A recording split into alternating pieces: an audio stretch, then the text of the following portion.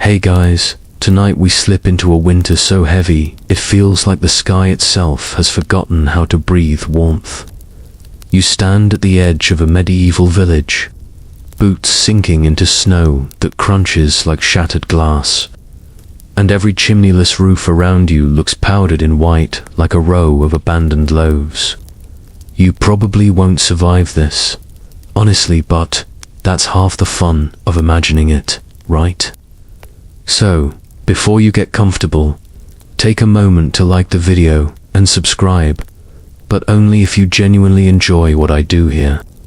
And hey, drop your location and current time in the comments. I love seeing where you're all listening from. Now, dim the lights. Maybe turn on a fan for that soft background hum. And let's ease into tonight's journey together.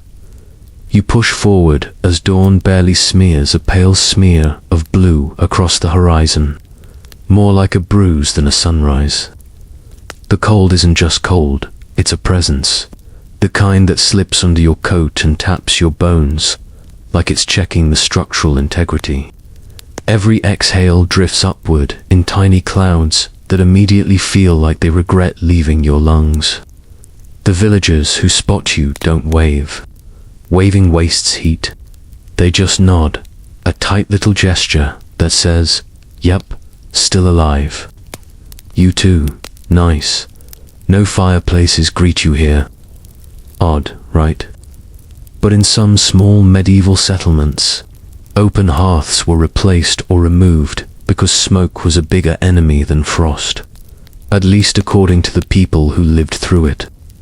Historians still argue whether this village's design happened out of necessity or superstition, but the lack of proper chimneys is real enough. You feel the difference instantly. Homes squat low, roofs thick with packed snow, walls built for insulation but not flame. Everything smells like cold wood and stubbornness. A woman trudges past you, dragging a sled piled with frozen firewood. You'd think she'd be heading home to warm up, but that wood isn't for burning. It's for reinforcing walls. Apparently, during the Great Winter of 1430, some communities used firewood as actual construction material because the pieces were too wet, too green, or too precious to waste. One man even swears, completely straight-faced, that a neighbor tried making a door out of pickled fish skins, just because they didn't freeze as easily. You decide not to ask too many questions. The wind lashes across your cheeks like it's offended by your existence. The village square is nearly silent, no birds, no livestock bleating, no children laughing, just a long, eerie hush that makes you wonder if the snow itself is listening. A single cart sits abandoned, its wheels frozen into the earth, like it's grown tired and decided to retire right there. Two men huddled beside it, not moving, just sharing breath. They look like statues someone forgot to finish carving. Then you spot something stranger, a row of small clay jars half buried beside a hut, each one gently steaming. You lean in, curious, and a boy whispers that they're filled with heated stones, makeshift radiators. The villagers used to thaw tools or warm hands before chores. You almost laugh, because honestly, it looks like the medieval version of those rechargeable hand warmers people bring to football games. The boy grins like he's proud of the comparison, even though he definitely didn't understand it. As you keep walking, your boots slip on packed layers of snow that have turned to ice, then packed again like geological history, but colder and angrier. Your breath catches when you notice how thin everyone looks. Food's already scarce. The fields failed early this year. Someone mutters that the Great Winter stole the autumn before it even arrived, and you believe them. Records from around Europe mention harvests being stunted or ruined, and though no single explanation fits, one thing's clear: you're standing in a place where every choice has become a calculation for survival. Still, there's humor here. A man trudges past, muttering, "If the sun doesn't wake up soon, I'm going back to bed for the year." You can't tell whether he's joking, but his delivery is perfect. You step deeper into the village, snow squeaking beneath your feet, feeling the day slowly stretch itself awake. It's not warm, not even close, but you sense life flickering stubbornly beneath the frost. And that, somehow, is enough to push you forward. Asterisk, you edge farther into the village, where the houses sit so tightly packed together they feel like relatives forced to share a bed during a holiday gathering. Every structure leans inward, shoulders hunched, as if trying to steal warmth from the hut beside it. You slip through a narrow alley where two walls nearly brush your sleeves, and for a moment you feel like you're walking inside a wooden throat, cramped, echoing with the quiet groans of timbers adjusting to the cold. You can hear families murmuring inside, their voices low and careful, like they're trying not to wake winter itself. A cluster of children stare at you from beneath, layers of wool that make them look like grumpy turnips. One of them lifts a mittened hand and waves you closer, revealing a tiny gap between two houses where villagers have stuffed bundles of straw and dried moss.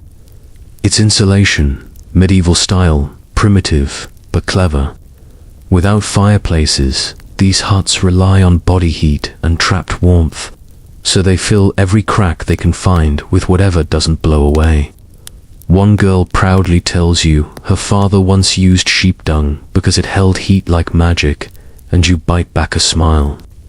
Historians still argue whether dung insulation was common practice or just a very committed improvisation, but standing here, you absolutely believe it happened at least once. You duck into one of the huts as a family invites you in with a nod. Inside, the air is warmer, not warm, just warmer, and you instantly understand why the buildings are so crammed together. The walls themselves are thick, layered, almost spongy, stuffed with hay like a giant mattress. And yes, the place smells faintly like animals, but honestly, you're too grateful for the tiny bit of heat to care. A mother stirs a clay pot of something that looks suspiciously like melted snow flavored with hope. A toddler naps against her shoulder, wrapped in a wool cloak that looks older than anyone here. You settle on a bench made of two half-split logs, and one of the elders explains that these shared spaces, multiple families squeezed into a single room, aren't just for warmth, they're for safety. Cold can make people irrational. Someone stepping outside alone at night could vanish beneath drifting snow or slip into hypothermia before realizing what's happening. So the villagers stay close, listen for movement, share blankets, share breath. In a world before insulation, foam, and space heaters, warmth isn't just a comfort, it's a communal agreement. Someone hands you a small wooden cup filled with a drink that tastes like pine needles politely arguing with hot water. It's surprisingly comforting. The elder tells you they brew it to wake the blood, though he mutters that his grandfather insisted it also confused evil spirits. You smile because honestly, being haunted by cold air that moves like a living thing, evil spirits feel like a believable addition. One of the younger men chuckles and says spirits would freeze solid before causing trouble anyway. You shift your weight and notice a curious detail. Ropes strung across the ceiling, dangling with bundles of herbs, strips of cloth, even a small carved charm shaped like a bird. It's a mix of practicality and belief. The herbs dry better up high where heat rises. The cloth stays safe from rodents, and the charm is meant to bring luck. Or at least, that's the idea. You sort of hope it works. In times like these, the line between superstition and survival gets blurry enough to overlap. You step outside again, squeezing back through the tight corridor of houses. The wind is waiting for you, sharp and eager, like a cat that's been planning an ambush. You tug your cloak tighter and watch your breath swirl away before the cold steals it. Even in this cramped layout, houses huddled so closely you could borrow sugar without leaving your window. You can feel how fragile everything is. No fireplaces means no roaring hearth to gather around, no big flame to stake your sense of home onto. Instead, you get quiet huts, shared heat, ingenuity stitched into every timber. One man you pass mutters that if the houses were spaced wider apart, the wind would sprint through and steal everyone's noses. You can't help but laugh, partly because his delivery is so deadpan, partly because you've already lost feeling in your own. Still, there's resilience here. A quiet determination. People pressed close, not just out of necessity, but out of instinct, the kind that whispers, "Stay together, or the cold wins." And with that thought melting slowly in your mind, you push deeper toward the heart of the village. You follow a narrow path carved by countless boots, each step sinking into snow that feels like powdered iron, cold, heavy, and somehow personal in its hatred of your toes. The wind sighs through the clustered roofs above you, and you catch a faint whiff of something earthy. At first you think it's just damp timber, but then a man waves you over to a doorway hung with a curtain of stitched-together burlap. He pulls it aside with a grin that's far too cheerful for this temperature. And inside you see it, a sprawling nest of hay, wool scraps, dried reeds, and whatever else the villagers could scavenge. The place looks like a giant bird decided to downsize and rent a room here. You step in carefully, half expecting to sink into the floor, but the hay bed beneath your boots springs back like a soft sponge. The man gestures proudly, explaining that when you don't have a fireplace, you get creative. These beds, massive, communal, and surprisingly well constructed, hold warmth better than any blanket. Layers on layers, stuffed tightly enough to trap body heat, deep enough that the cold struggles to reach you. You sit down, sinking an inch, and the warmth is immediate. Not hot, but comforting. Like slipping your feet under a sleepy dog. A woman plops beside you with a bundle of straw under her arm. She has the energy of someone who hasn't let winter win even once. She shows you how each layer is packed. Coarse hay on the bottom for lift, then soft moss for padding, then woven grass mats to keep the pokey bits from stabbing your ribs. It's basically medieval memory foam.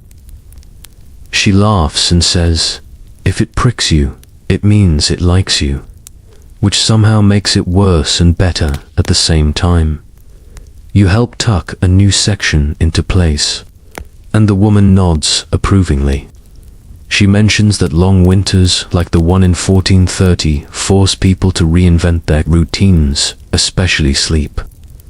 Nights were long, painfully long, and a warm bed was more valuable than gold.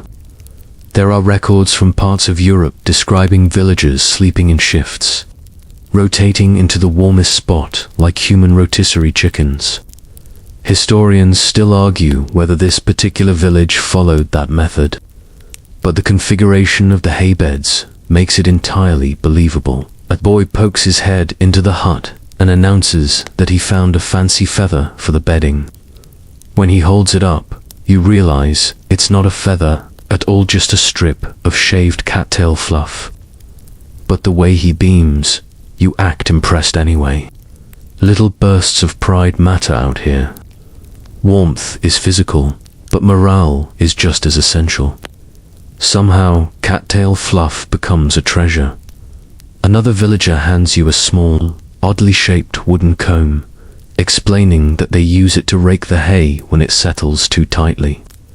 The comb has teeth carved unevenly, probably because whoever made it got bored halfway through, but it works. You drag it through the bedding, fluffing the layers, and the air fills with that sweet, dry scent of late summer even here, in the dead of winter. For a moment you forget how cold it is outside. Then comes the quirky part. A woman pulls out a smooth, flat stone wrapped in linen. She unwraps it with the reverence of someone unveiling a holy relic. Apparently, they heat these stones during the rare moments when hot embers are available, usually borrowed from a neighbor's cooking pit, and bury them deep in the hay bed for slow, long-lasting warmth. She claims one stone kept her warm for 3 nights straight. You raise an eyebrow, because physics suggests maybe she's exaggerating, but honestly, let her have that victory. Another man chimes in with a story about a neighbor who tried sleeping directly on a pile of dried nettles because they stay warm longer. By the grimace on his face, you guess the experiment failed spectacularly. You make a mental note not to repeat that one. He laughs at himself, though, which is good. Winter has a way of stealing humor along with heat. As you stand to leave, you run your hand along the top layer of the hay bed. It's soft, springy, and quietly humming with leftover warmth from the bodies that slept there last night. There's something strangely comforting about it, like being invited into the village's collective heartbeat.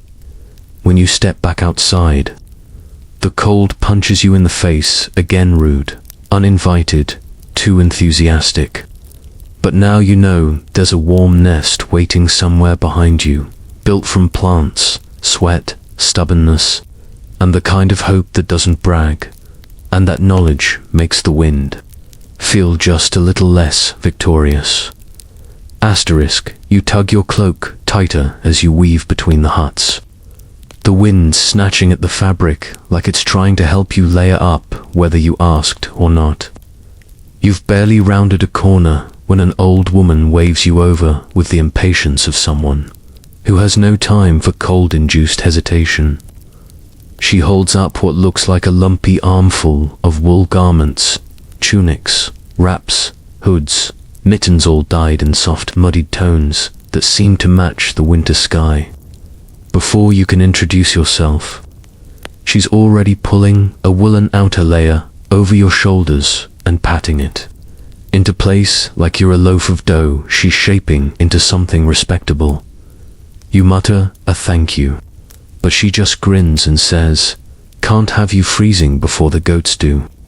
It's unclear whether that's a compliment or a threat, but she seems kind enough.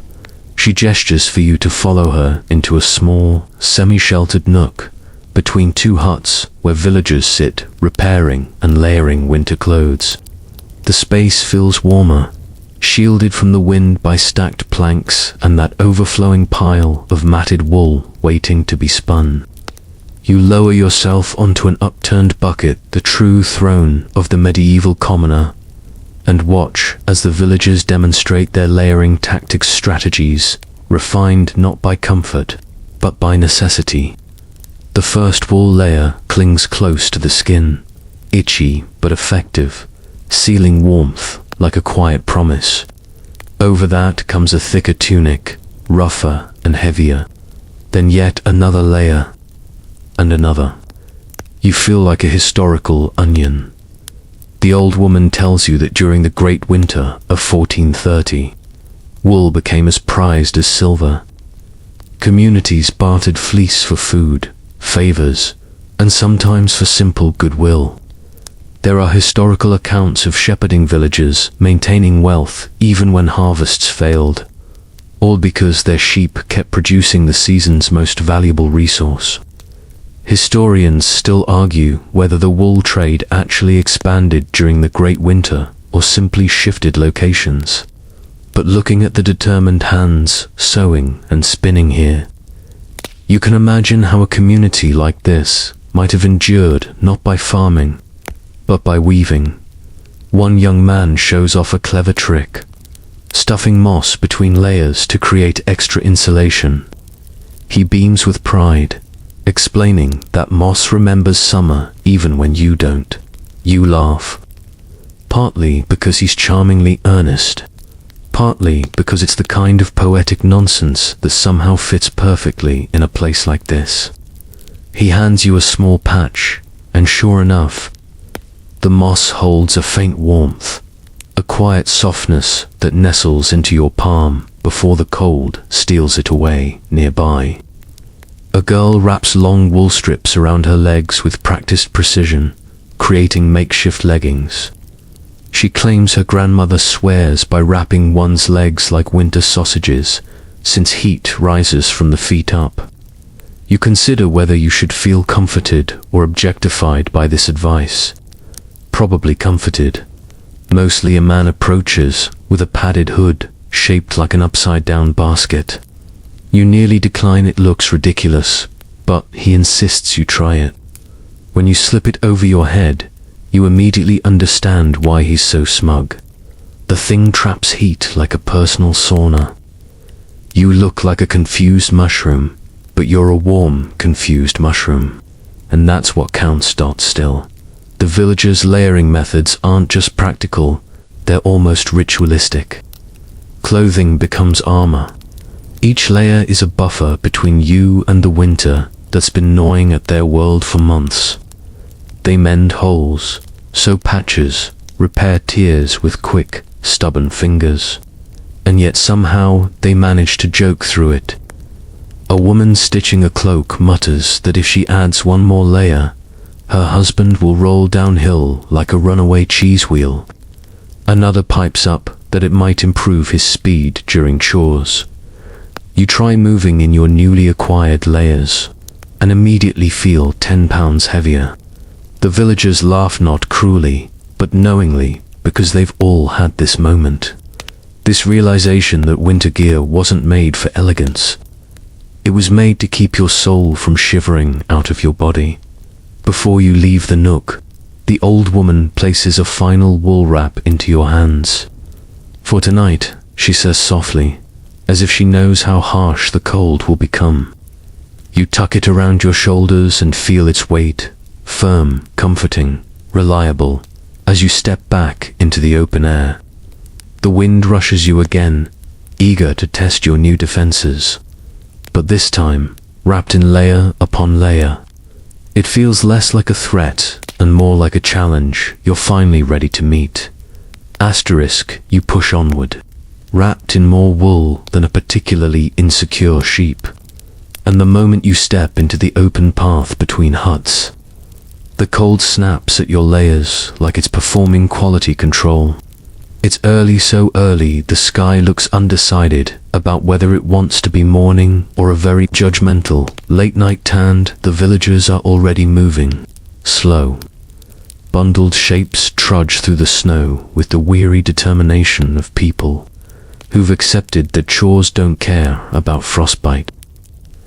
You join a group heading toward the communal water spot, which sounds much more heroic than it is. Essentially, it's a shallow pit where a stream once flowed freely but now sits under a thick slab of ice. Every morning, someone has to break that slab.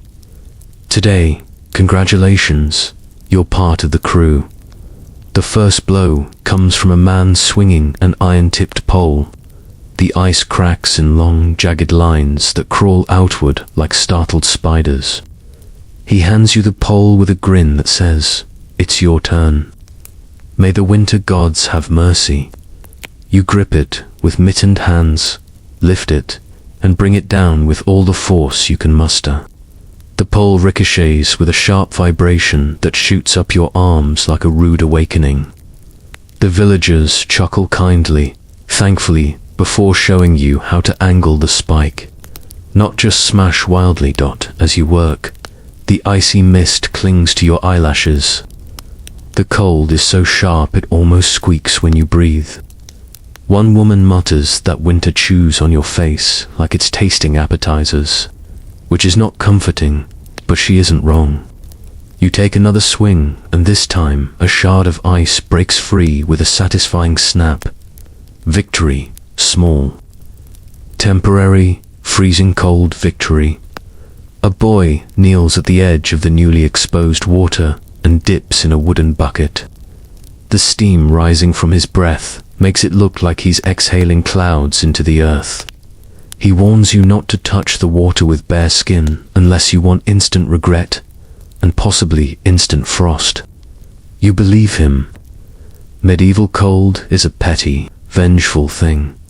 One villager points out a curious contraption sitting nearby, a wooden yoke fitted with dangling buckets. He explains that in harsh winters like this, carrying water on your shoulders became a balancing act of strength and stubbornness. Records from the early 1400s mention communities resorting to creative hauling tools to transport ice blocks or slush when liquid water was too scarce. Historians still argue whether villagers truly carved snow lanes to drag buckets more easily, but the faint grooves leading away from the pit suggest they might have. At least here, you help load the buckets, each one sloshing with painfully cold water. When the yoke rests across your shoulders, the weight is shocking heavier than it looks. The villagers don't say anything at first, just watch to see whether you'll topple like a poorly balanced cart. You wobble, but don't fall. A small girl claps exactly once, which feels like the medieval equivalent of a standing ovation. As you trudge back toward the huts, the wind catches one of the bucket ropes, causing a splash of icy water to hit your boot. The cold hits instantly, soaking through the leather. You hiss, and the man beside you chuckles, saying, "Water always finds your toes." Apparently, this is a universal medieval truth. On the way, you notice other morning chores unfolding in the frosted silence. A pair of women scrape snow from a storage shed roof so the weight won't collapse it. A teenager chips frost off wooden tools, muttering to himself. Two older men argue about whether the chickens are laying fewer eggs because of the cold or because the chickens just dislike Mondays. One swears he once saw a hen wearing a knitted sleeve because her feathers kept freezing together. You assume he's joking, but you can't be entirely sure. You help pour the water into a shared clay basin inside one of the huts. The steam isn't real steam, just your warm breath hitting cold air, but it feels like steam, and that's good enough. A woman dips her fingers into the basin to test the temperature, winces, and nods as if satisfied. Cold enough to last.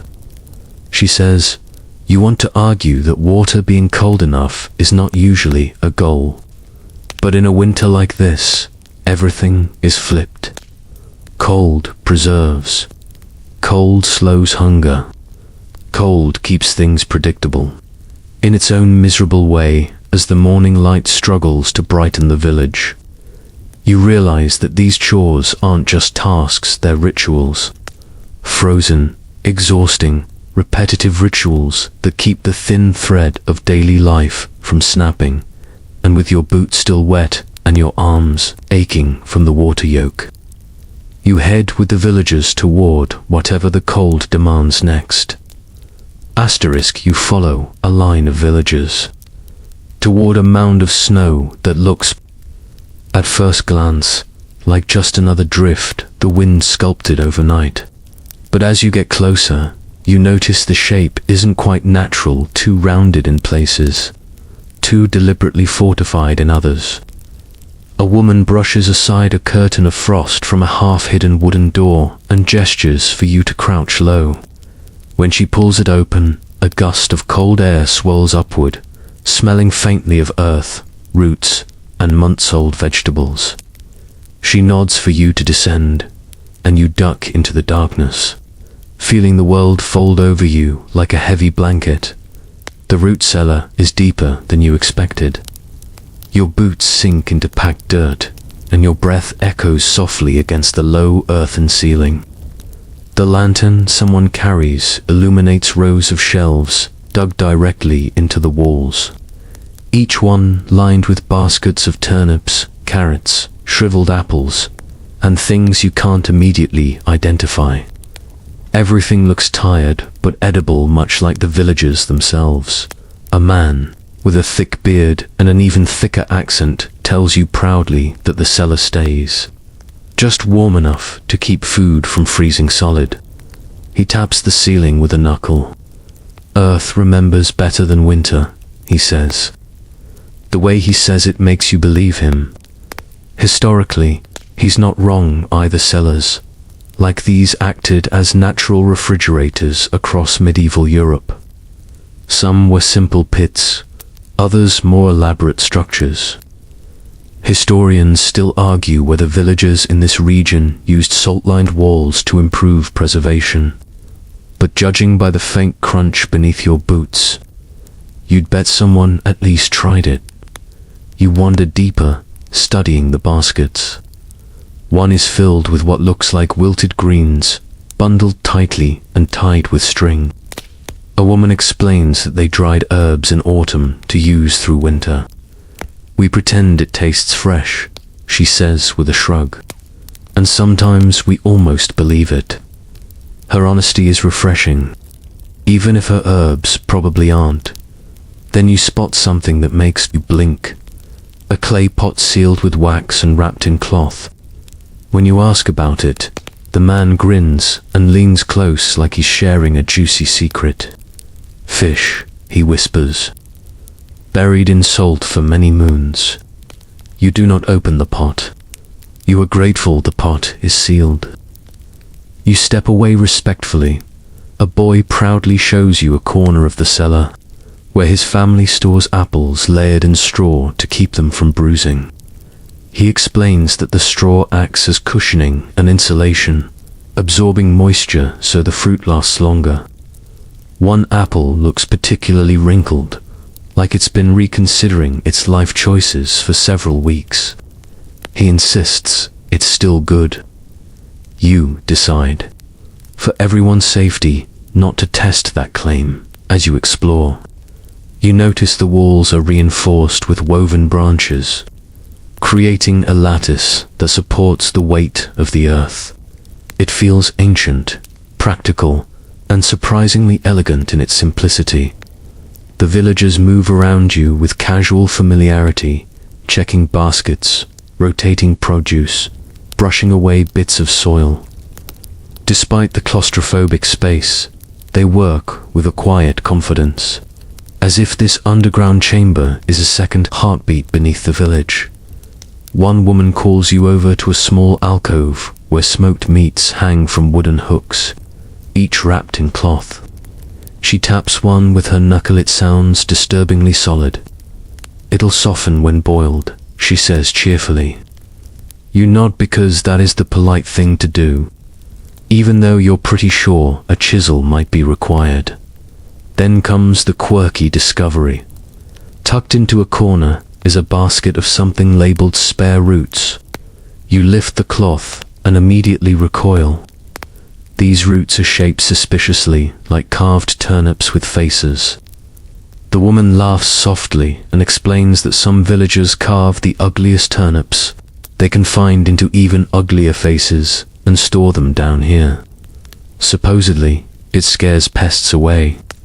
You glance at one of the little turnip goblins, its crooked smile illuminated by lantern light, and honestly, if you were a mouse, you'd relocate immediately. A villager places a hand on your shoulder, guiding you to a final shelf filled with jars of pickled vegetables. The brine glows faintly in the dim light, and the man boasts that pickling saved more lives than any sword or shield. He might be right. People often forget that medieval survival wasn't about battles, it was about staying fed when the world froze. Food security shaped communities just as much as politics or religion as you climb back toward the surface. The cold air of the village slaps you with its familiar sharpness. But you feel different now, more secure, somehow knowing there's life tucked beneath the ground. A quiet reserve of nourishment, guarded by earth and stubborn hope.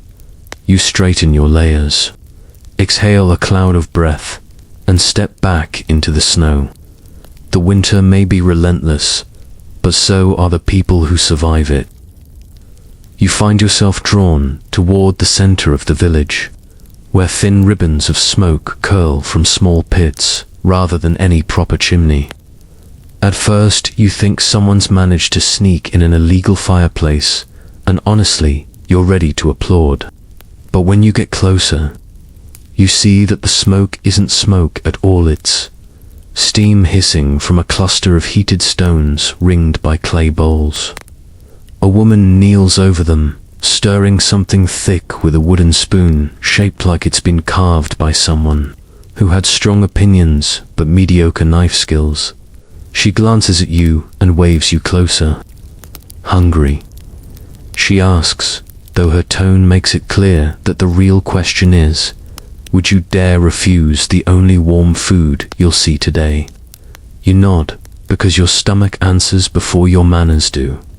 The setup is surprisingly clever. Without fireplaces, the villagers rely on shared outdoor cooking areas carved into the snow and shielded with stone walls that double as heat traps. Beneath the stones, a handful of embers glow burrowed, shared, and carefully guarded like tiny dragons too precious to anger. The woman scoops the stew, if you can call something with this many lumps stew, into a shallow clay bowl and offers it to you. It smells like turnips, onions, and faint determination as you blow on the surface. She explains that real fires are dangerous in winter like this.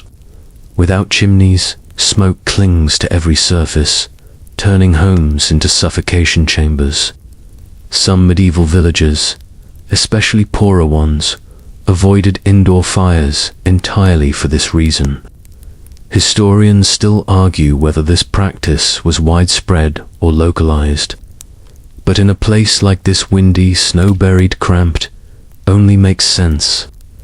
Better a cold home than one filled with choking smoke.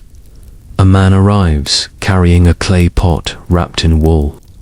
He unwraps it dramatically, revealing a pile of heated stones shimmering with leftover warmth. He tosses them into a basin, then pours water over them, creating a burst of steam that fogs your face instantly. Cooking without a fire, he declares proudly, just needs hot rocks and stubbornness. The villagers cheer softly, though one mutters something that sounds suspiciously like, "And a miracle, don't forget that part." Someone hands you a small round bread, so dense it could double as a personal defense item. You bite into it cautiously. It tastes surprisingly good, nutty, chewy, earthy. The woman laughs and says it's made partly from ground acorns. Apparently, when grain stores run low, people get creative. There's even a rumor in the village that one man once tried grinding dried mushrooms into flour, resulting in a loaf that made his whole family hallucinate dancing goats. You decide not to confirm that story, though you file it away for future comedic purposes. A boy runs up with a basket of snow, which seems like the opposite of helpful. But then you watch him pack the snow tightly around a small clay jar buried near the stones. It's a cooling method for the ingredients that can't tolerate heat. In a winter like this, cold isn't an enemy, it's a tool, a freezer that never asks for repairs. Across medieval Europe, snow and ice were used to preserve milk, cheese, and even fish. Here, the boy stores a jar of goat's milk, the last precious bit his family has left. You ask how often these communal cooking circles run. A woman shrugs and says, "Whenever we can keep the embers alive." She taps the stone ring with affection. "This is our hearth now. Everyone's hearth." And you feel that truth echo around you, warmth, Shared is warmth multiplied. Another man arrives, carrying something unexpected.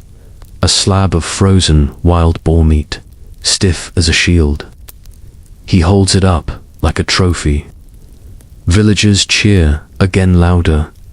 This time because meat is rare during a winter this harsh. He explains he found it preserved in a snowbank where hunters stored kills when deep frosts set in earlier than expected. Across some medieval regions, natural free-storing was common. Hunters would bury meat beneath snow, trusting nature to keep it fresh. You wonder how often animals dug it back up. He admits it happens more often than we pretend. Someone tosses you another wooden spoon chunky, comforting, unimpressed with delicate table manners.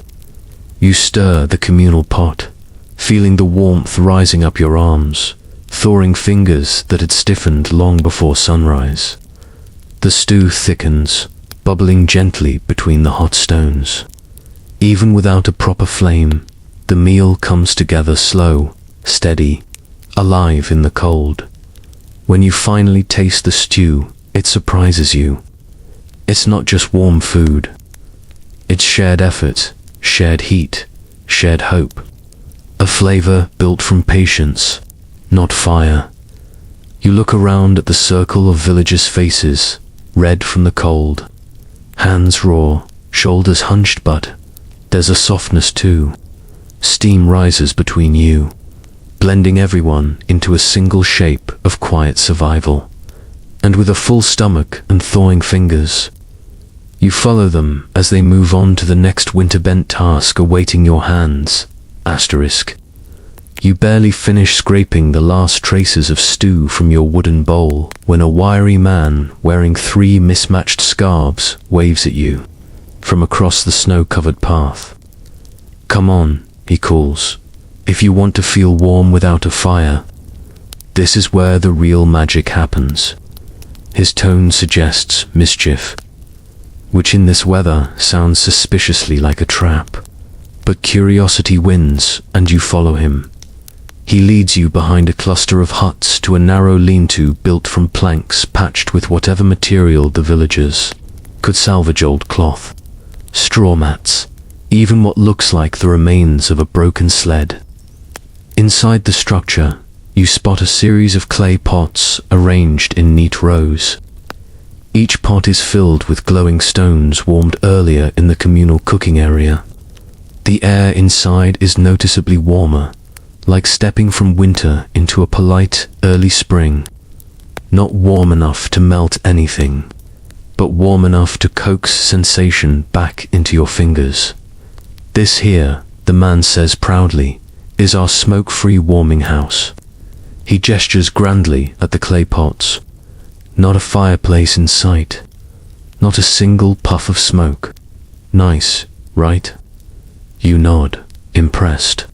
The setup actually works. The heat from the stones radiates gently, pooling near the ground, creating a space where villagers can thaw tools, dry damp clothes, or if they're bold, warm their own bones for a few minutes. A young woman enters, carrying what looks like a frozen block of leather. She kneels beside one of the pots, placing the stiff object near the warm stones. Slowly, the leather softens. She tosses you a grin and explains that during winters like these, medieval households relied on radiant heat-warm stones, heated bricks, even sun-warmed pottery, whenever open flames weren't possible. Historians still argue whether such stone-based warming nooks were widespread or more localized experiments. But clearly, this village perfected the method. Then comes the quirkier side of things. The man digs into a corner and pulls out a basket containing 3 small creatures, plump, woolly, blinking up at you with the mild confusion of animals who weren't expecting visitors. Meet our heating squad, he says cheerfully. They're goats, tiny goats, baby goats, even. He sets them loose inside the lean-to, and suddenly the room feels several degrees warmer. You blink, astonished. He shrugs. Animals give heat. We give them food. Everyone wins. It's weirdly brilliant. Across medieval Europe, peasants sometimes relied on livestock for warmth. Some families even shared sleeping quarters with goats or sheep to raise temperature inside homes. You imagine waking up beside a goat and wonder which part of that experience would be the most surprising. Probably all of it. The goats trot around, sniffing the clay pots, occasionally nudging your legs like they're checking whether you're a viable heat source too. You reassure them you're doing your best. Another villager enters, carrying something strange, a cloth bag filled with heated grain. She places it over her shoulders like a modern rice heating pad, sighing as the warmth spreads. She explains that when they cook grain, they save a portion and warm it just enough to fill bags used for portable heat. It doesn't smell great, she admits, but neither does freezing. You respect the honesty. Nearby, a man is testing a curious invention made from old wool and clay tiles. He calls it the walk heater, a contraption he straps to his chest to trap warmth close to his core. It looks awkward. It also looks surprisingly effective. When he sees you staring, he lifts his chin proudly. Lasted 2 hours yesterday, he boasts. You give him a respectful nod. Engineering excellence comes in many forms. Suddenly, someone bursts into laughter. You turn to see a teenage girl wearing a cloak lined entirely with rabbit fur on the inside. The outside is patched with ordinary wool, but the inner lining is rich, soft, and, judging by her expression, incredibly warm. She claims her uncle insisted on sewing the cloak inside out, so the expensive fur wouldn't get ruined by the snow. Feels like I stole a hug from a whole forest, she jokes. You can't deny she looks extremely comfortable. One man mutters that if winter lasts much longer, someone will try lining their boots with chicken feathers. Another responds, deadpan, already tried it. Doesn't work. Chickens know nothing about footwear. You snort loudly enough that the goats look offended as you linger in the lean-to, letting the warmth soak into your bones.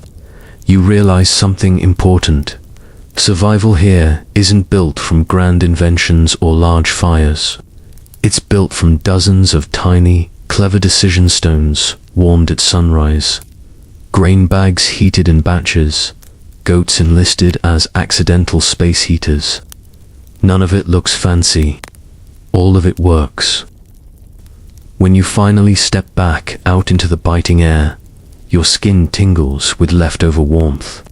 The wind tries to steal it immediately, but for the first time since arriving, you feel like you've witnessed the village's greatest secret. Winter wins only when you stop being creative. You tug your hood tighter, breathe deeply, and follow the path toward the next challenge waiting beneath the long, relentless cold. Asterisk, you hike toward the far edge of the village, where the tight-packed huts finally loosen and winter's empty fields stretch out like a white, silent ocean. The snow here isn't soft, it's crusted hard, brittle, cracking under your boots with each step like you're walking on the thinnest layer of glass.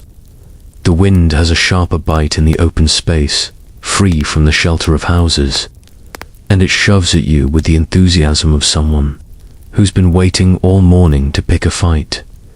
A few villagers stand at the field's edge, leaning on wooden tools that look more symbolic than useful. One man lifts a frozen hoe, taps it on the ground, and listens as it rings like a muted bell.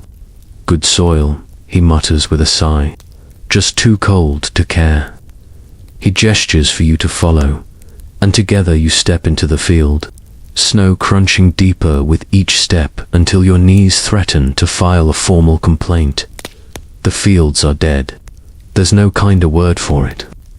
Every furrow is buried under layers of white, smooth in some places and jagged in others where the wind sculpted ridges. Beneath the snow lies soil too solid to pierce. Ground that normally wakes with spring, but this year slipped early into a stubborn, icy sleep. Some medieval chroniclers described winters where frost buried crops for months, and though their accounts sometimes lean toward dramatic flair, looking at this landscape, you can't imagine needing to exaggerate anything.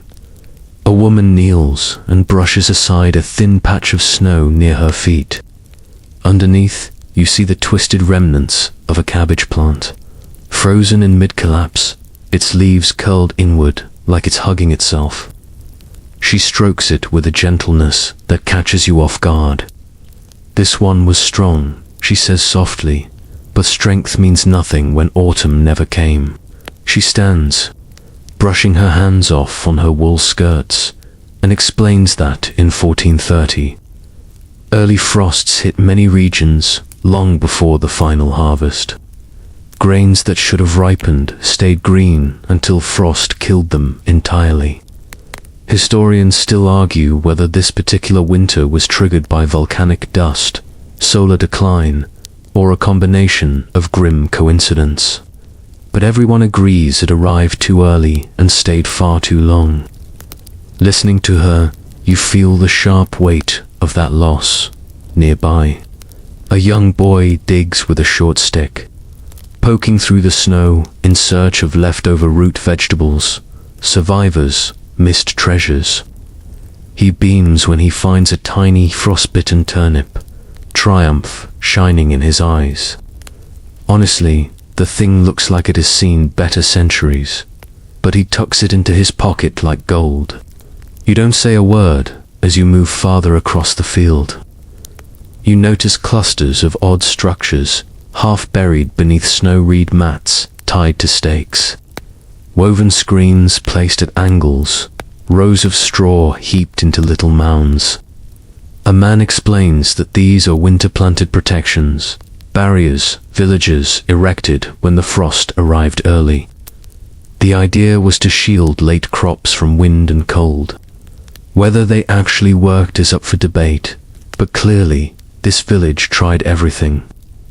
One man insists his screen once saved an entire row of carrots, but a woman beside him rolls her eyes and says he dreamed the carrots.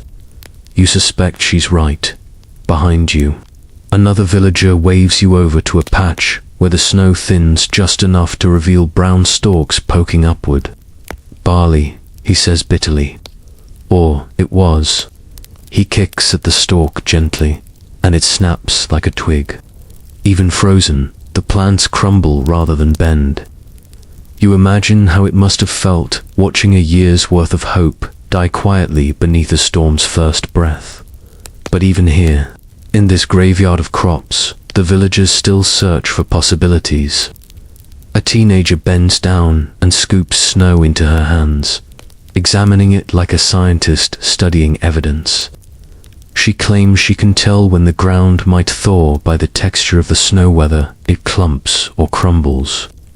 You arch a skeptical eyebrow, but she insists her grandmother taught her the technique. "Snow always carries news," she says confidently. Whether that news is good, however, remains unclear. There's one more oddity, scattered across. The edge of the field are what look like strange wooden crosses stuck into the ground, each wrapped with strips of cloth. The cloth flaps weakly in the wind.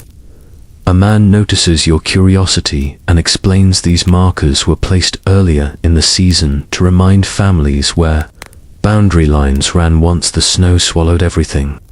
He chuckles and says the markers also keep wandering spirits away, though he admits that superstition might have been added later to convince children not to steal them.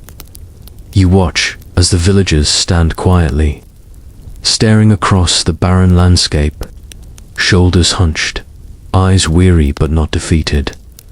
This isn't just farmland, it's a battlefield winter has conquered.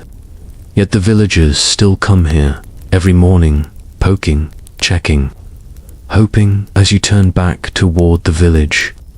The cold stings your cheeks again, but the silence behind you feels heavy, like the field is holding its breath, waiting for a season that refuses to return.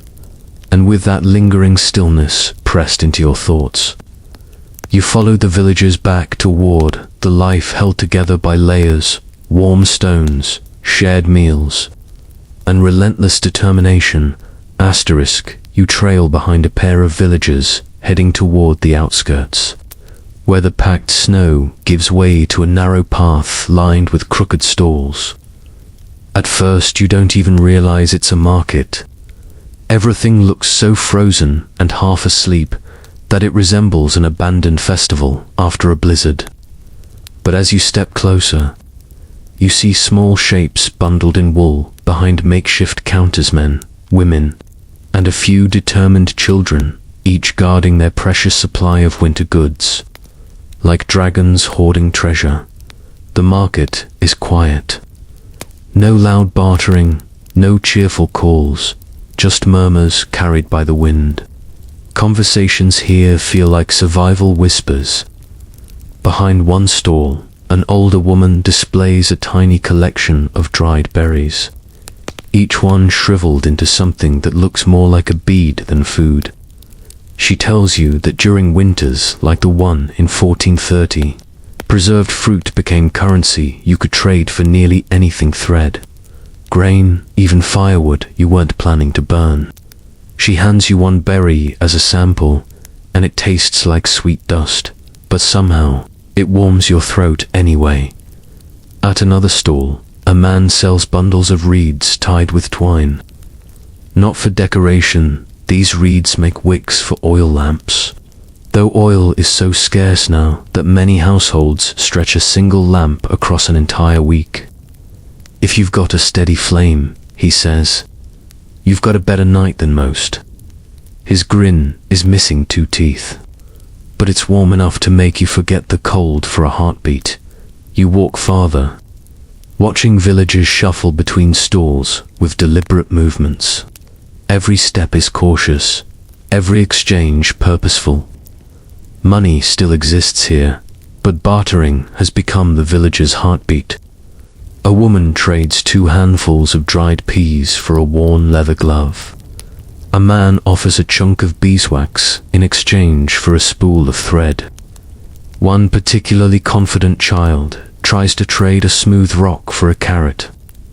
The merchant laughs and counteroffers with a single walnut, and somehow both walk away satisfied. Then you spot something strange: a man selling snow. Actual snow, packed into neat little blocks like icy loaves of bread. You raise an eyebrow, and he shrugs, as if this is entirely reasonable. Good clean snow, he says proudly. Not trampled, not windburned. He explains that people use clean snow for melting and drinking, especially when the nearby stream freezes solid. You watch him slice a block with a small saw, making precise cuts like a chef preparing dessert. You try not to laugh, but honestly, it's impressive and a little ridiculous. One villager buys a block and mutters, "Better than licking icicles off the roof again," which you decide not to unpack. A group of men stand around a frozen table of tools, knives, hooks, chisels, each polished to a cold shine. One man sharpens a blade against a whetstone, the scraping sound ringing through the market like a chime. He nods at you and says that tools become lifelines in winters like this. Farming tools turn into icebreakers. Knives carve through frost more often than they cut anything edible. Even small awls are used to poke breathing holes in frozen storage bins. He then adds, with a grin, that once, during a winter storm, he tried to sharpen a potato because it looked like a tool. You stare at him. He stares back. Then he bursts into laughter, loud enough to scare a nearby chicken. The joke warms you more than the stew did. At the far end of the market, a hunched man sells something even more peculiar: tiny carved amulets made of bone, each shaped into symbols, circles, spirals, animals, constellations. He claims they protect against frostbite, hunger, and general misfortune, which seems overly ambitious for something the size of a walnut. But the villagers buy them anyway, tucking them into pockets or tying them around wrists. Whether or not they actually help, belief has its own kind of warmth. Asterisk historians still argue whether such winter charms were widespread or just pockets of folk tradition. But the way villagers here cradle them suggests they carry weight, the kind not measured in logic. You turn to leave and nearly collide with a man carrying a crate full of frozen fish. He apologizes, his breath puffing like steam, and explains he's come from a nearby lake where fishermen break ice using long poles. The fish freeze almost instantly when pulled from the water, making them easy to store but harder to cook. You need a hammer, he says casually. You file that away as a delightful and mildly concerning detail as you step away from the market. Your pockets, slightly fulsome, insisted. You take a dried pea handful for luck. You feel the quiet resilience beneath the stillness. Even in this bitter cold, life finds ways to continue. Barter becomes language, ingenuity becomes economy, and beneath it all, the villager's determination hums like an ember refusing to go out. You tighten your wool layers, turn your face toward the wind, and follow the path leading deeper into the village's frozen day. Asterisk. You barely make it past the last market stall when a sharp howl cuts through the air thin, distant but unmistakably alive. You freeze mid-step, the fine hairs on your neck standing taller than the snowdrifts around you. A villager beside you pauses, tilting his head like someone listening for the second verse of a very unwelcome song. When it comes a deeper, rumbling call echoing from the tree line, he exhales slowly and mutters, "Wolves again." His voice carries the weary tone of someone who's said that sentence far too many times this winter. He gestures for you to follow as he heads toward the northern edge of the village, where a wooden watchtower rises above the snow like a lone tooth. Up close, it's not as grand as it first appeared, more like a stubborn arrangement of planks held together by rope, frost, and optimism, but it does the job. You climb the ladder, your boots slipping slightly, and when you reach the top, the cold hits you full force, an unfiltered gust that nearly knocks your breath away. Two villagers are already up there, bundled so heavily they look like wool mummies. One hands you a thin viewing horn carved from animal bone.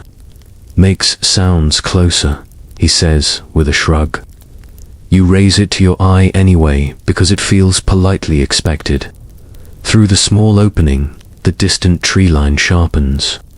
Shadows move long, lean, shifting through the snow with a confidence that says they aren't afraid of humans. Only cautious. Hungry this year, the other villager mutters. Colder winters bring bolder wolves. That's not folklore, it matches accounts from medieval Europe describing predators moving closer to settlements when prey grew scarce. Some chroniclers wrote of wolves trailing travelers for miles, waiting for weakness. Historians still argue whether those accounts were exaggerated or fear-fueled truth. But watching those dark shapes slide between the trees, let's just say exaggeration doesn't feel necessary. From below, someone blows into a curved horn. The sound is deep, trembling, like the earth trying to clear its throat. The wolves shift, pause, reassess. A few step forward, cautious, low to the ground. One lifts its head, ears flicking. You can't tell if it's curious or calculating. Probably both. Night is creeping in evening light, draining into that eerie winter twilight that barely exists before turning to full darkness. You can feel the temperature drop as if someone flipped a cosmic switch. The villagers move quickly now. A man brings up a bundle of thorny branches to stack around the tower's base. Another stretches a rope across the open path, tying it between two huts. It's not a barrier, not really, but it makes noise when disturbed. A medieval alarm system powered entirely by fear and woven hemp. Down below, a group of villagers begins lighting what little they dare. Small ember pots placed along the perimeter. No open flames, too dangerous with the wind, but enough glow to outline movement. You watch as a mother ushers her children indoors, whispering something steady, soothing. Her hands tremble only a little. A young woman climbs into the tower carrying a throwing stick. She hands you one too. If a wolf comes close, she says, you throw near it, not at it, unless you wish to meet its siblings. You nod, appreciating the very reasonable distinction. She sits on the tower's edge, feet dangling casually, like she's waiting for a parade instead of predators. The wind rises, carrying snow across the field in swirling sheets. And then movement. A wolf darts from the tree line, quick and sudden.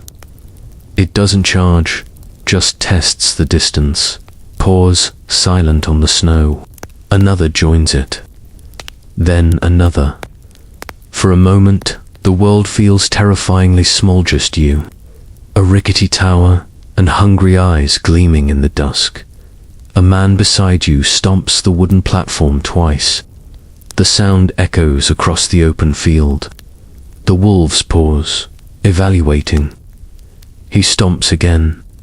Several wolves retreat a step. It's not victory, just negotiation, instinctive, repeated across generations. Someone below you shouts, "Get back." A wolf edges too close to the rope line. The young woman beside you winds her arm and sends her throwing stick sailing. It lands with a loud thump in the snow, startling the wolves. They scatter, not far, but far enough. You feel your pulse finally settle as the shapes retreat into the darker shadows. They're not gone, just waiting, watching. Winter has made them bold, but even boldness has limits. Tonight, at least, the village remains intact. One villager jokes softly, "If they come again tomorrow, I'm charging them rent." Another replies, deadpan, "Only if they pay in furs." The tension breaks, just a little. Humor survives even here, on the edge of fear and frost.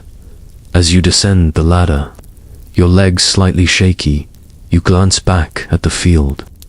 The darkness looks too still, too quiet, like the world holding its breath again.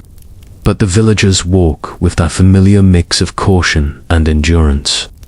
Shoulders squared against the night, you follow them inside, grateful for walls, wool, and the fragile safety carved from their unyielding vigilance. Asterisk, you slip into one of the larger huts after the night watch disperses, hoping for warmth, but the moment the heavy wooden door closes behind you, you're hit with a different kind of chill, one that sinks under your skin more quietly than snow ever could. The air inside is thick, damp, tinged with the scent of herbs, wool, and the unmistakable heaviness of illness. A small cluster of villagers sits near a central pallet covered with blankets. No fireplace glows, no firelight flickers, just a few ember pots placed carefully along the walls to keep the air from freezing entirely. A woman looks up as you enter, her expression tired but steady. She waves you closer with a soft motion, and when you kneel beside her, she whispers, "Sickness moves faster in cold rooms." You can hear the fear behind her voice. even though she masks it well.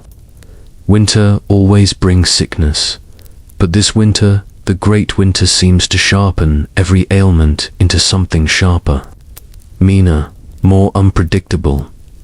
On the pallet lies a young man, cheeks pale except for 2 bright spots of fever. His breaths come in short, shallow bursts, like each one is an argument between his lungs and the air. A girl, likely his sister, justs the wool around his shoulders, her hands trembling each time he coughs. You recognize the sound, that deep, rattling cough that feels like it comes from the ribs rather than the throat. The cold makes everything worse. You can almost see it settling into his chest like an unwanted tenant. A healer moves through the hut with quiet, deliberate steps. She is older, wrapped in so many layers that she resembles a walking tapestry. In her hands, she carries a clay bowl filled with a steaming mixture that smells like thyme, juniper, and something sharper, maybe vinegar. She kneels, lifts the young man's head gently, and presses the bowl toward his lips. He'll drink what he can, she murmurs. The herbs warm the body. They remind it what fighting feels like. Across medieval Europe, healers used herb-infused broths to treat winter sickness, remedies that might not cure, but often soothed. Historians still argue whether these treatments had real medicinal value or simply kept people hydrated enough to survive. But here, in this hut, seeing the relief flicker across the young man's face as he swallows a mouthful, you suspect the debate misses the point entirely. Asterisk, as the healer works. You notice other signs of illness around the room. A child bundled in a thick quilt, eyes watery. An elderly man wrapped in shawls, shivering despite the layers. A woman pressing a damp cloth to her forehead. The cold turns small coughs into dangerous ones, chills into fevers, and fevers into something sharper. Without fireplaces, heat is rationed carefully, just enough to keep people from freezing, but never enough to burn illness out. Someone hands you a bowl of warm water.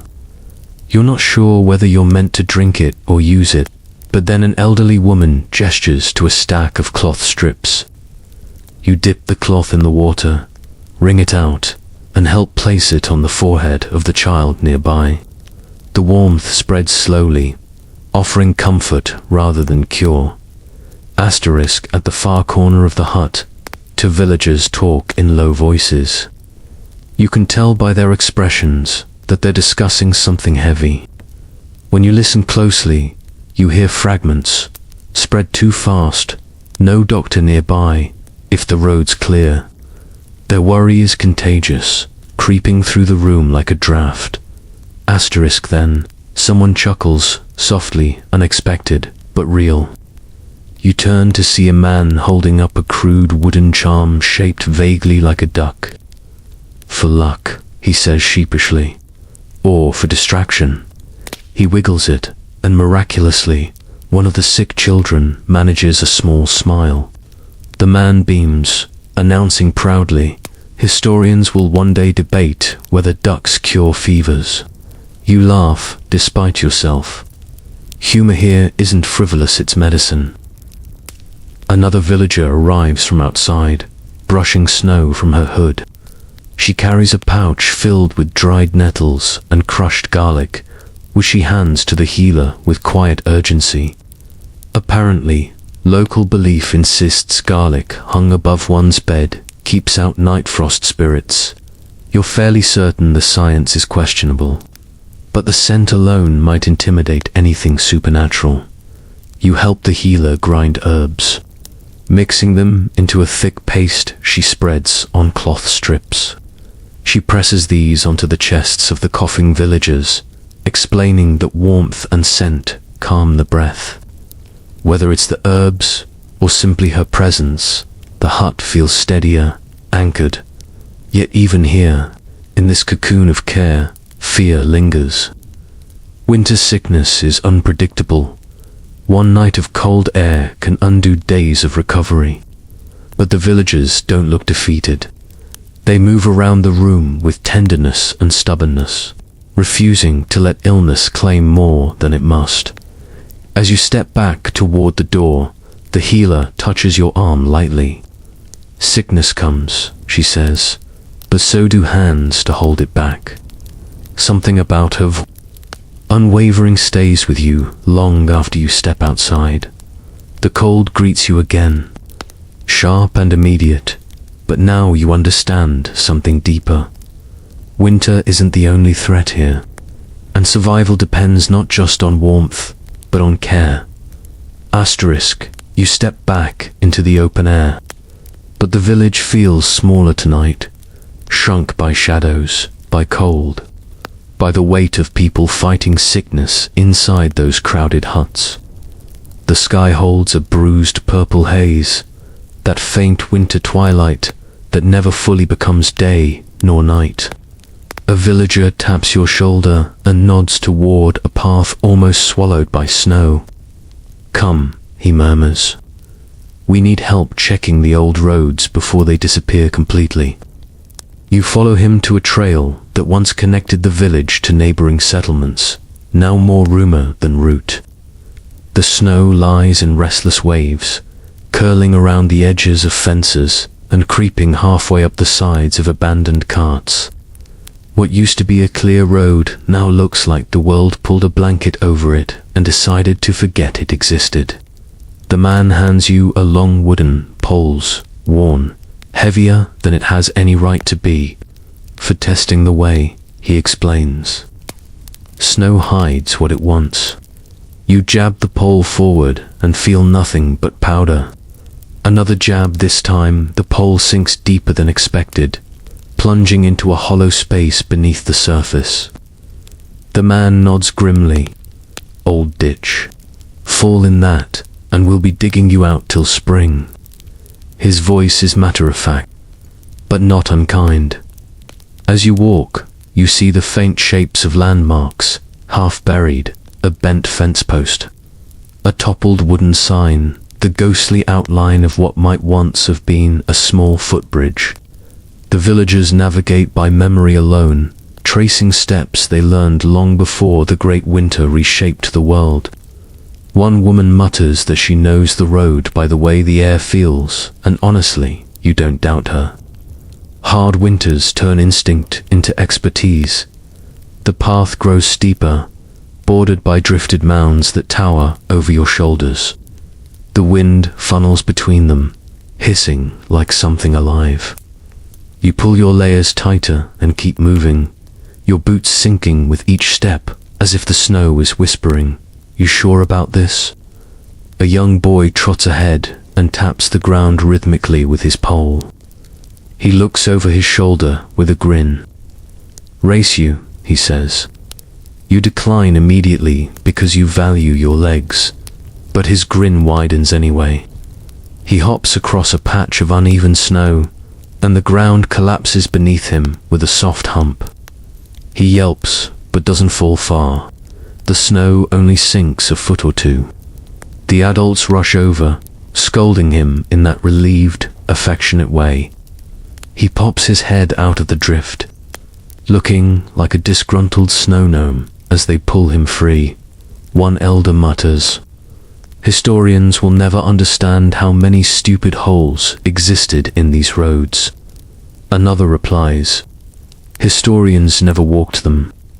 You can't help but laugh, even as your heart thumps with the adrenaline of what almost happened. The group continues, slower now, tapping ahead before each step. Above you, the sky spits tiny flakes more, powder piling onto the path. The villagers hurry. Even a light snowfall erases the road, smoothing every footprint into oblivion. You realize this daily inspection is less about travel and more about refusing to let winter swallow their connection to the world entirely. Eventually, you reach a wooden marker sticking out of a hillside like a stubborn tooth. The man explains that beyond this point lies the old trade route. If we don't keep this spot visible, he says, brushing snow from the marker, we lose it. And losing roads is how villages disappear. That sentence lands heavier than the snow around you.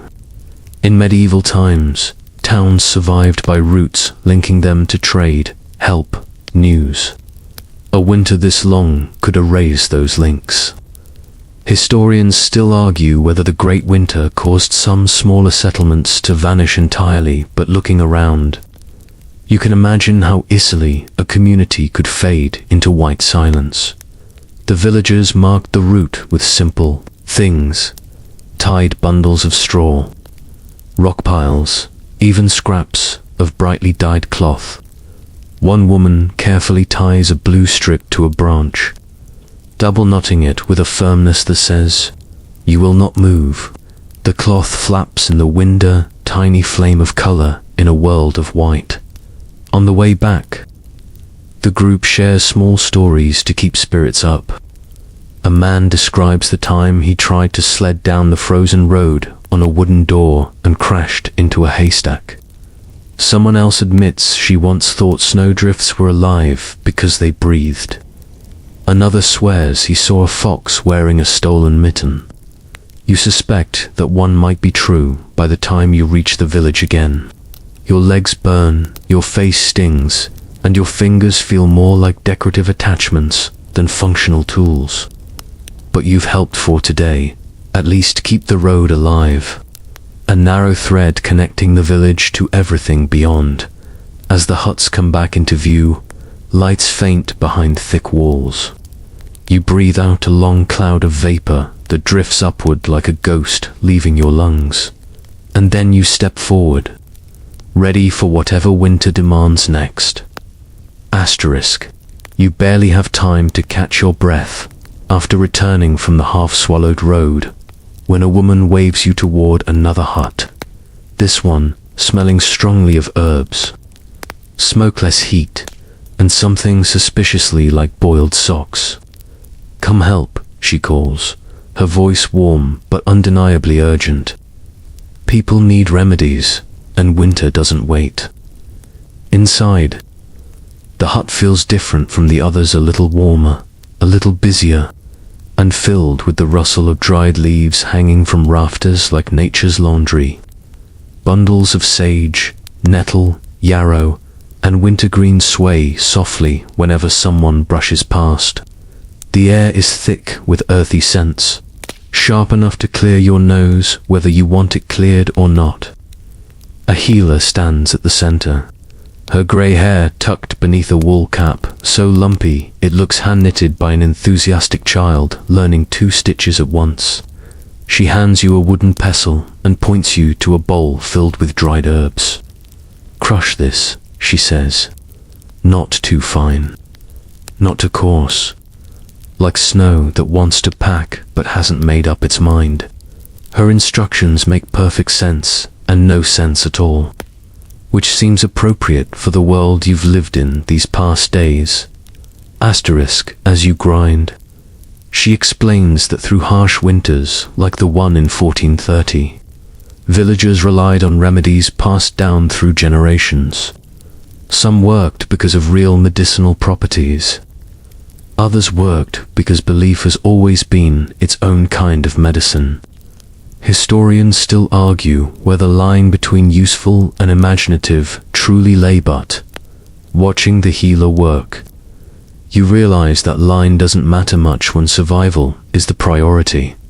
She moves to a clay kettle warmed with heated stones, no fire, just the radiant heat you saw earlier. Inside the kettle, herbs steep in hot water, turning it a murky green that smells both comforting and vaguely threatening. She stirs it with a ladle carved from horn. "Good for clearing the lungs," she says, offering you a sniff.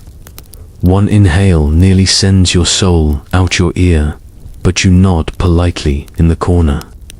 Another villager prepares something stranger, a poultice made from mashed onions, garlic, mustard seed, and what looks like melted snow. She spreads the mixture onto cloth and wraps it around a man's chest. He winces. She pats his shoulder sympathetically and says, "If it burns, it's working." He doesn't look convinced. Meanwhile, a boy sits cross-legged beside a tiny basket of heated pebbles. He holds one in his mittened hand, blowing on it dramatically before placing it against his neck. "Helps the chills," he declares. The healer smirks and tells you softly that he invented this technique last winter after losing every snowball. Fight but refusing to admit defeat. Now the whole village uses warm neck stones on bad days. You can't help but admire his legacy. A woman enters carrying a small bundle wrapped in rabbit fur. Inside are dried rose, hips bright red, wrinkled beads of forgotten summer. She drops them into a pot of water, creating a tart, vitamin-rich drink. People in medieval Europe prized rose hips for their winter benefits long before anyone knew what vitamin C was. She hands you a cup. You sip. It's sour enough to make your eyebrows jump, but the warmth spreads beautifully through your chest. Near the hearthless center of the hut, elders argue in low voices over whether chewing pine resin helps soothe sore throats. One insists it does. The other claims it only makes your teeth stick together. You suspect both may be correct. Then comes the strangest remedy of all. A woman pulls out a small leather pouch and reveals a frog. A perfectly unharmed frog, blinking slowly, as if wondering why it's been brought into this nonsense. She explains that some villagers believe placing a frog inside a cloth bundle and keeping it near the chest draws sickness downward. You stare. The frog stares back. The woman shrugs. "Does it work?" you ask. She pauses. Well, the frog doesn't complain. You decide to consider that a neutral review as you help arrange herbs and warm cloths. People filter in and out, seeking relief, coughs, fevers, aches, exhaustion. Winter is merciless, but the healer's hut thrums with quiet determination. No one expects miracles. They just want comfort, strength, a bit of warmth in a world made of ice. And somehow the remedies ancient, fragrant, sometimes questionably over. Exactly that. Before you leave, the healer presses a tiny pouch into your glove. Inside are sprigs of dried thyme and 3 warmed pebbles. "For the road," she says, as if she knows you'll need them more than you want to admit. You step back into the open air. The cold slapping your face like a rude greeting, but this time you smell thyme on your hands, feel warmth tucked in your pocket, and hear echoes of laughter inside the remedy hut. And with that faint comfort lingering around you, you brace yourself for whatever comes next in this long, relentless winter.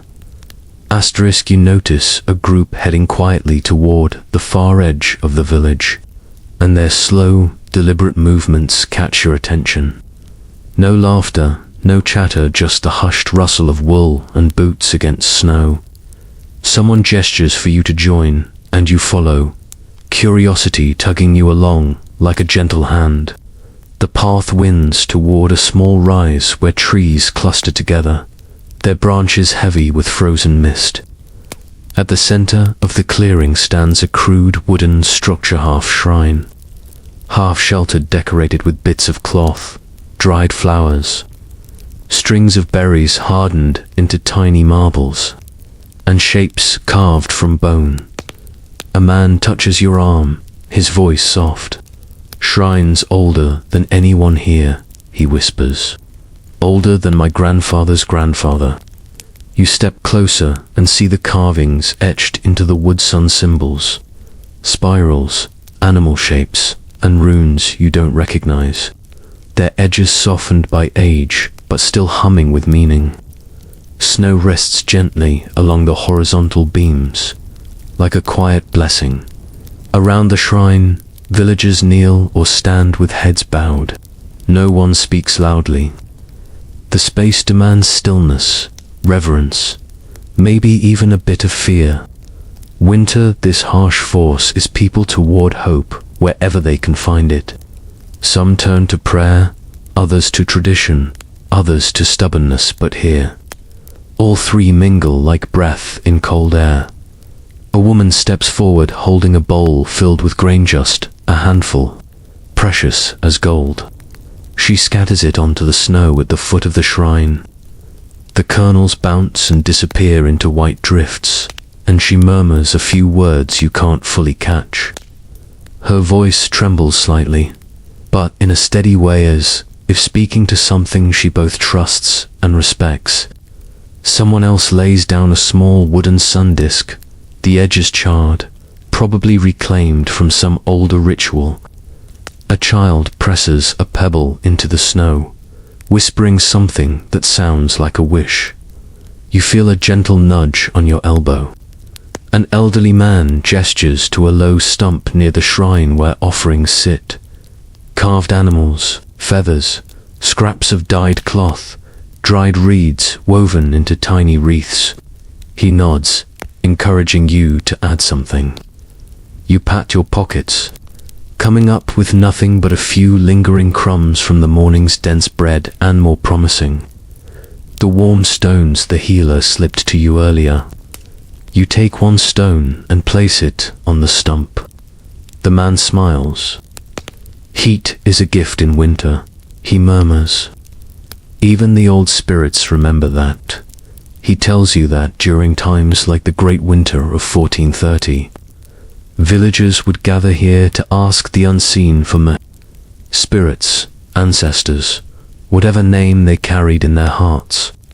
There are historical references from across Europe describing communities performing winter rites during devastating cold seasons, hoping to coax warmth back into the world. Historians still argue whether these rituals were rooted in ancient pagan traditions or simply desperate improvisations. But watching the villagers now, you understand that truth doesn't live in labels, it lives in the act itself. A boy tugs your cloak and points upward. Between the bare branches, a single star flickers against the grey sky, faint but persistent. If you make a wish on the first star, he says solemnly, the winter hears you. You raise an eyebrow at his confidence, but the kid looks so earnest, you almost believe him. And maybe part of you does. Hard winters carve strange logic into people's hearts. Another group arrives carrying a bundle of dried evergreen branches. They lay them beside the shrine, creating a splash of deep green against the endless white. A woman explains that evergreens symbolize life that refuses to die, in winter a reminder that warmth will return someday, even if the world currently disagrees. One man mutters that evergreens also smell better than most villagers at the moment, and a ripple of quiet laughter passes through the group. You notice one final offering, a small carved figure half buried in snow. It's shaped like a fox, its head tilted as if listening. The carving is beautiful, delicate, far more crafted than anything else you've seen here. A girl whispers that her father made it during a storm last year and placed it there to keep the winter friendly. Whether it works or not, who can say? But there's something comforting about the idea of a fox spirit watching over a frozen village. As the villagers finish their quiet rituals, the air shifts, not warmer, not brighter, just calmer. The kind of calm that settles in your bones and whispers that survival isn't only about food and fire.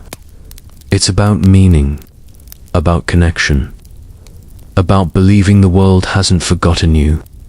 Even when the cold tries to convince you otherwise, you linger a moment longer, feeling the weight of snowflakes landing gently on your hood. The shrine stands still, weathered but steady, holding the stories and hopes of generations beneath its frostbitten beams. When you finally turn back toward the village, walking among people whose breaths drift upward like soft prayers, you feel a quiet resolve stirring inside you. Winter is long, but so are the people who endure it. Asterisk, you walk back toward the village with the group from the shrine, their breaths rising in soft spirals as twilight thickens. Yet as you near the cluster of huts, you notice something different: small knots of people gathering at doorways, exchanging quiet words, offering nods that feel heavier than simple greetings. The entire settlement seems to hum with a shared understanding, an unspoken truth that survival isn't an individual sport. Winter has a way of reminding everyone that the only warmth worth having is the kind you pass between hands. A woman waves you over to her hut. Inside, it's crowded: 2 families, maybe 3, all bundled in layers that rustle like dry leaves when they shift. You squeeze in, settling near a low table formed from a repurposed cart plank. Someone pushes a steaming clay cup into your hands, the contents thick and herbal. You sip automatically, even though the drink tastes like boiled bark arguing with a hint of nettle. But it's hot, and right now, hot is holy. Neighbors hold each other up. The woman says simply, "Else winter wins." Her tone isn't dramatic. It's matter of fact, like stating a rule of physics. And you see the truth of it in every corner of the room. Shared blankets piled high. Kids curled like kittens against whichever adult is closest. Elders propped near the warmest spots so their breath doesn't frost in the air. A man with a soft, round face, his beard thick enough to be classified as its own resident, leans close and tells you that during the Great Winter, families blended out of necessity. Walls don't keep cold out, he says, tapping the wooden beam beside him. People do. Bodies do. Across medieval Europe, harsh winters often forced families to combine households temporarily, pooling heat, food, and labor. Historians still argue how common these temporary communal living arrangements were, but listening to these villagers discuss them as casually as sharing a meal, you suspect the answer varies by who was desperate enough to try. Asterisk. Someone hands you a piece of bread, stale but warm from being tucked beneath someone's tunic. You bite into it, and crumbs scatter onto your lap. You don't mind. Warmth makes even hard bread feel luxurious. A little girl beside you laughs at the way you chew and offers you a smear of something from a wooden spoon. You hesitate until she announces proudly, "It's honey." Sort of. You decide to trust her, though the sort of clings to your conscience like a warning label. It turns out to be honey mixed with mashed berries, tangy and sweet. She beams when you compliment it. In one corner, 2 men are mending a ripped wool cloak together, one holding the fabric taut while the other stitches. He can't sew straight, the helper announces loudly. The stitching man snorts and replies, and you can't talk quietly. The room chuckles. It's the gentle kind of teasing that only appears in communities bound tightly by necessity and affection. Another woman stands over a shallow basin set atop warm stones, washing a toddler who squeals at the warmth. "We take turns sharing the stones," she explains. "Too few to keep everyone warm at once." She lifts the toddler and hands him to a waiting elder, who wraps him in a blanket that looks older than both of them combined. The child burrows into her chest like a small, contented animal. Someone else brings out a bowl of dried beans and begins counting them into piles, 1 pile per family. It takes ages because the beans are tiny and the light is dim, but no one complains. Every bean matters. Every bean is warmth tomorrow. The villagers pass the piles back and forth, making sure no one's portion is unfairly small. You watch a young boy try to sneak an extra bean into an old man's pile. The old man pretends not to notice, even though you see the smile tugging at his mouth. A man at the table tells you a tale about a winter decades ago when 3 families shared one hut for 60 days straight.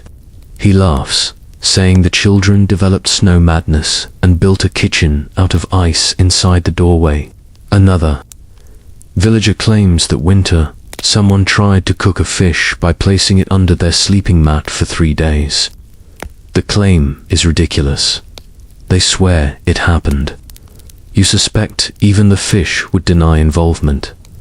As the night deepens, music begins, with instruments, but with voices. A woman starts humming a soft, wavering tune. Others join, harmonies rising like breath against frost. The melody is slow, gentle, tinged with something ancient. Maybe sorrow, maybe hope. It's hard to tell the difference when the world is made of snow. One man taps his foot, adding a rhythm. A child claps, offbeat but endearing. Slowly, the room warms not physically, but emotionally.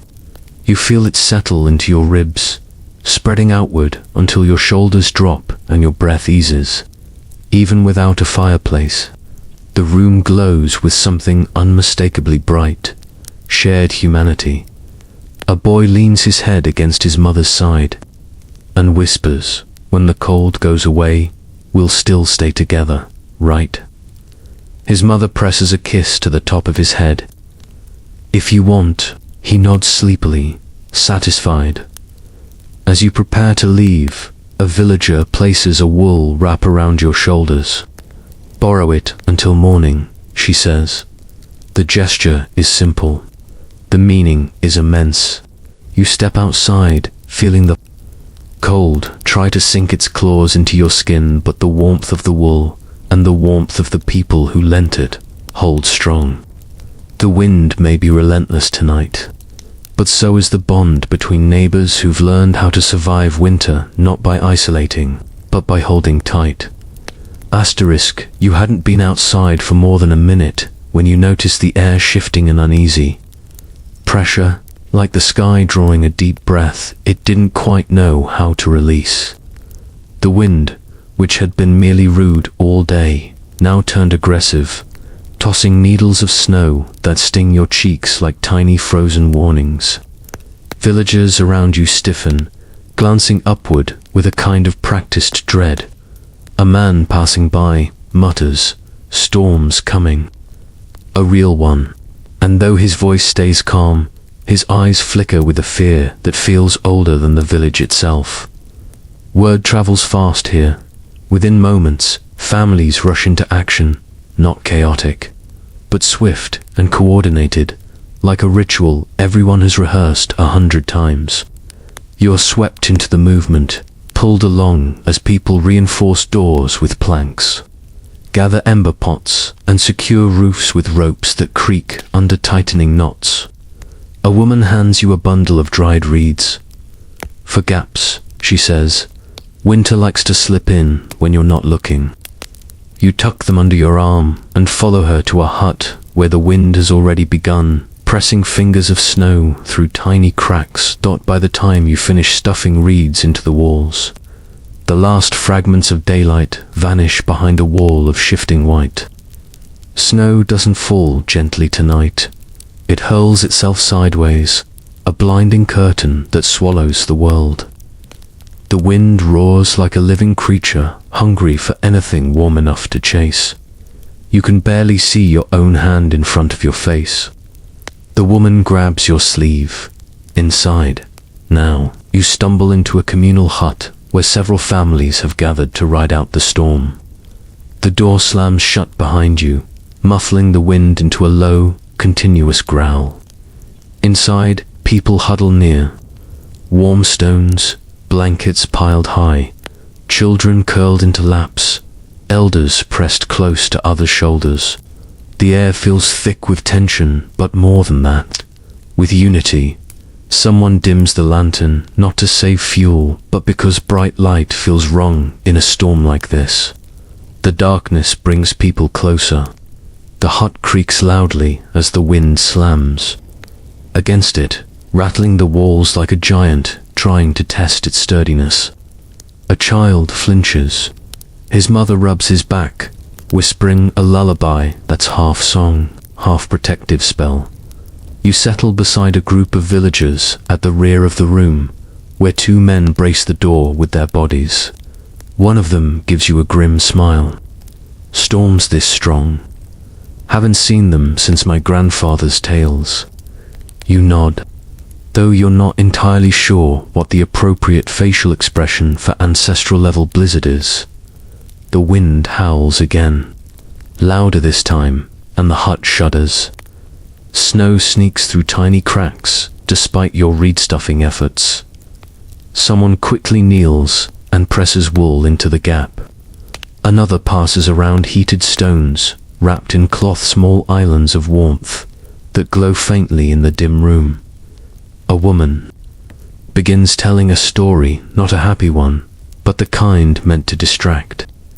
She describes a winter decades ago when the snow was so deep that people tunneled between huts rather than walk outside. Historians don't believe us, she adds with a chuckle, but that's their problem. A man snorts. Let them come live here a week. They'll believe everything.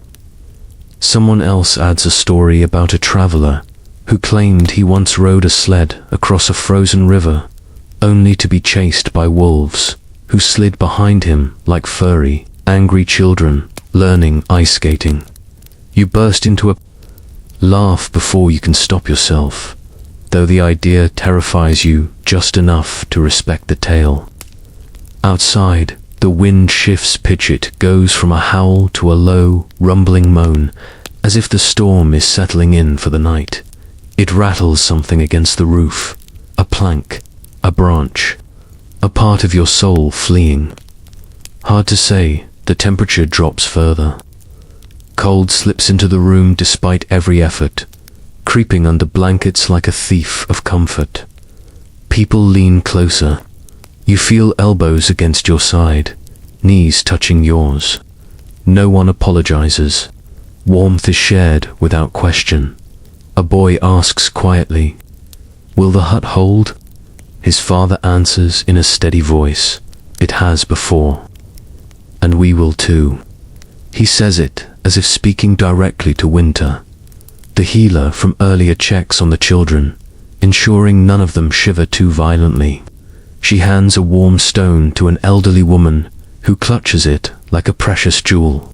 Nearby, two men hum softly, low rhythmic sound that vibrates through the room, grounding everyone. Then boom, a heavy thud shakes the entire hut. The room goes silent. You feel your heart drop into your stomach. One of the men near the door whispers, "Snowslide." He carefully opens the window, shutter a crack, peers outside, and exhales. Just drifted from the roof. We're safe. Relief spreads like a warm wave through the hut. Still, the storm strengthens. Snow claws at the walls. Wind screams through unseen gaps. Yet inside, the villagers hold firm against the cold, against fear, against everything that wants to break through. Someone starts humming again. This time, more people join voices, weaving together like threads in a blanket. The melody rises softly, fragile but unbroken. A warm pulse inside a frozen world, and the longer you sit there, shoulder to shoulder, with strangers who no longer feel like strangers, the louder your heartbeat becomes, not out of fear, but something fiercer. A sense of belonging, of endurance, of witnessing a community held together by nothing but will and warmth and the unspoken agreement to survive. Outside, the blizzard rages. Inside, the village does not yield. Asterisk, when the storm finally breaks, it doesn't happen with fanfare. No sudden burst of sunlight, no dramatic clearing of clouds. It simply softens bit by bit, like a clenched fist releasing its grip. The wind quiets first, dropping from a roar to a low, restless murmur. Then the snow slows, drifting instead of striking. By the time someone dares open the hut door, the world outside looks like a half-finished painting, blurred shapes of houses, mounds of white where fences used to be, and the faint outline of dawn pressing timidly against the horizon. You step outside with the others, blinking against a light so pale it feels almost imaginary.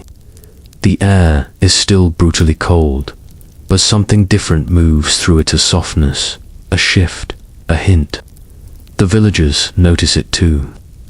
You can see their shoulders ease, their breaths change, the tension tugging less sharply at their eyes. A woman lifts her face toward the sky and sniffs dramatically. "Warmer," she announces.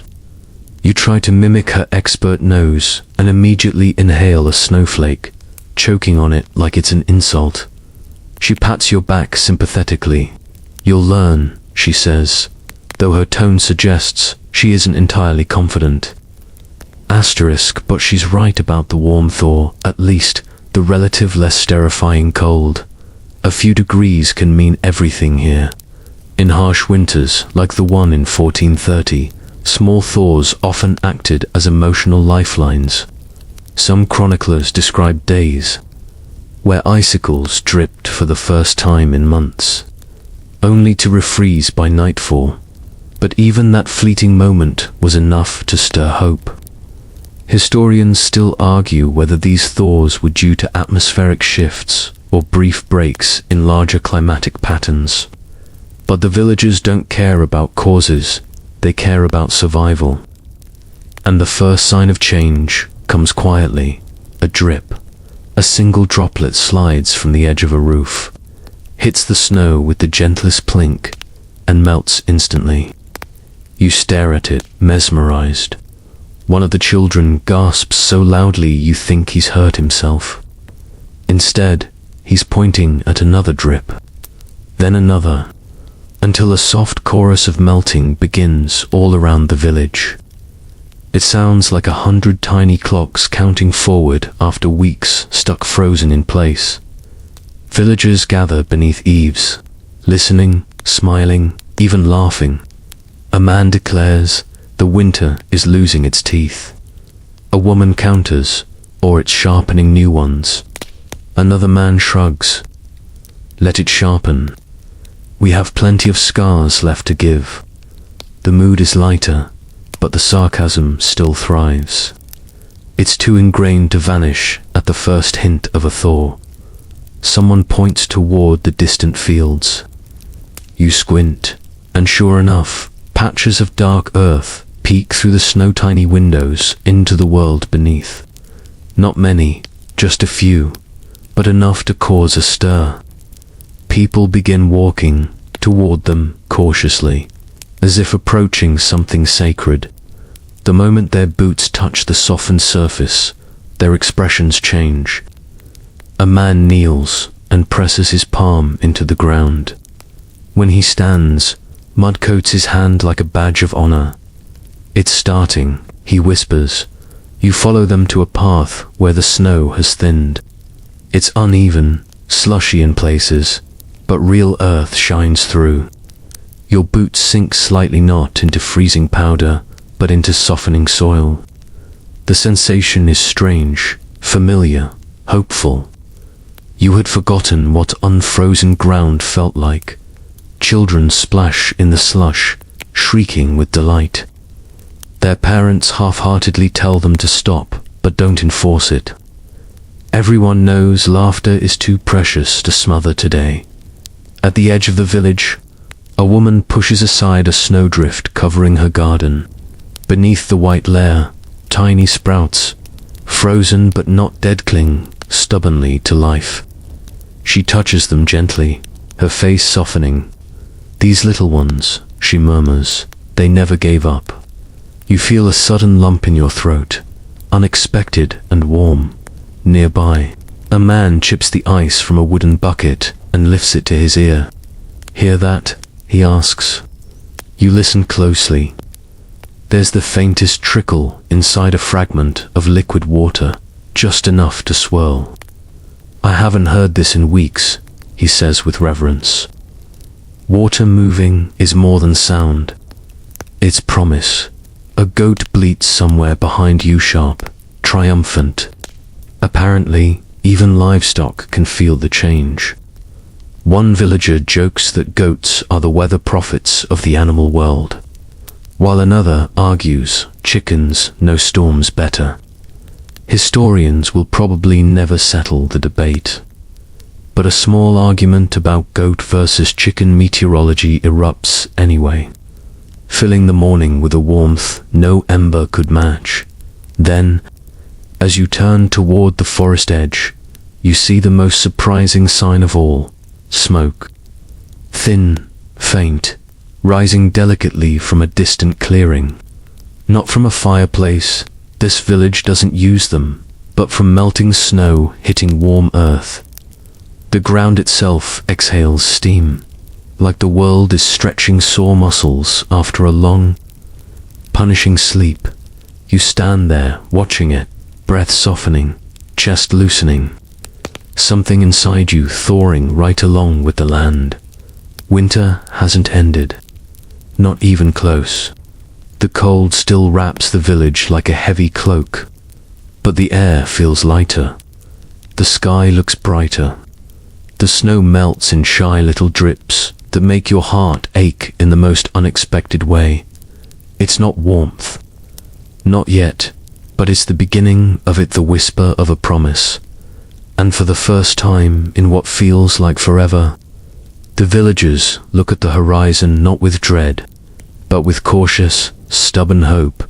Asterisk, you follow the villagers as they drift toward the fields, drawn by those dark patches of earth peeking through the snow like shy survivors. The morning light is still pale, still fragile, but it's warm enough to soften the edges of frost, warm enough to make the world feel like it's remembering how to breathe. A man pats your shoulder and says, "If the land is waking, we should greet it." And so you walk with him across the slushy ground, boots sinking with a soft, satisfying squelch that feels completely alien after weeks of nothing but ice. The fields look battered, wounded, even the one straight rows are warped, buried, twisted by snowdrift and storms. Here and there, stalks poke upward, stiff and shriveled, like ghosts of crops that once promised abundance. But beneath it all, there are signs of resilience. Small, stubborn signs. Tiny patches where barley shoots cling to life, their tips browned but not dead. Sprouts of winter kale wilted but upright.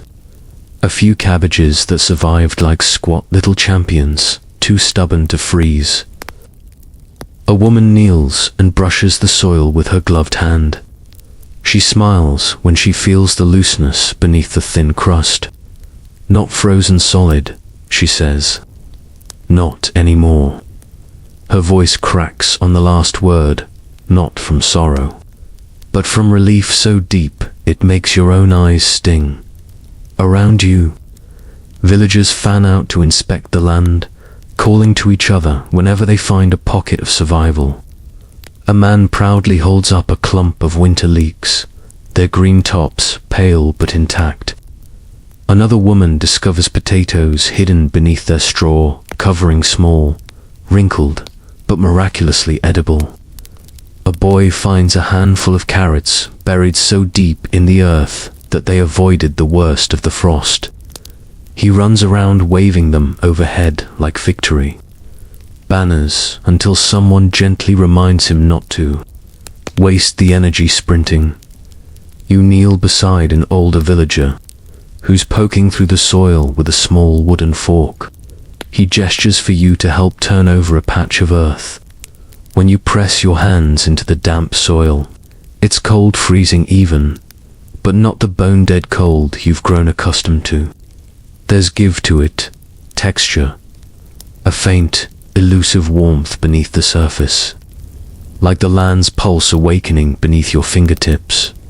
Back in the great winter of 1430, he says while he works, fields like these decided who made it through and who didn't. He nods at the ground, and sometimes the ones that looked worst at first ended up coming back the strongest. Across medieval Europe, chroniclers did write of certain hardy crops, rye, barley, root vegetables, surviving brutal seasons better than others.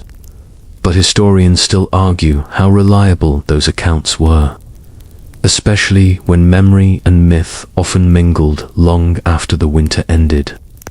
Listening to this old man speak, though, you feel like the land itself is testimony enough. Suddenly, a shout rises from the far end of the field. A group gathers around something half buried beneath icy mud. When you push through the crowd, you see it a small bundle of wheat, dead at the top, but still gold beneath the frosted grain. A woman lifts it gently, cradling it like a fragile animal.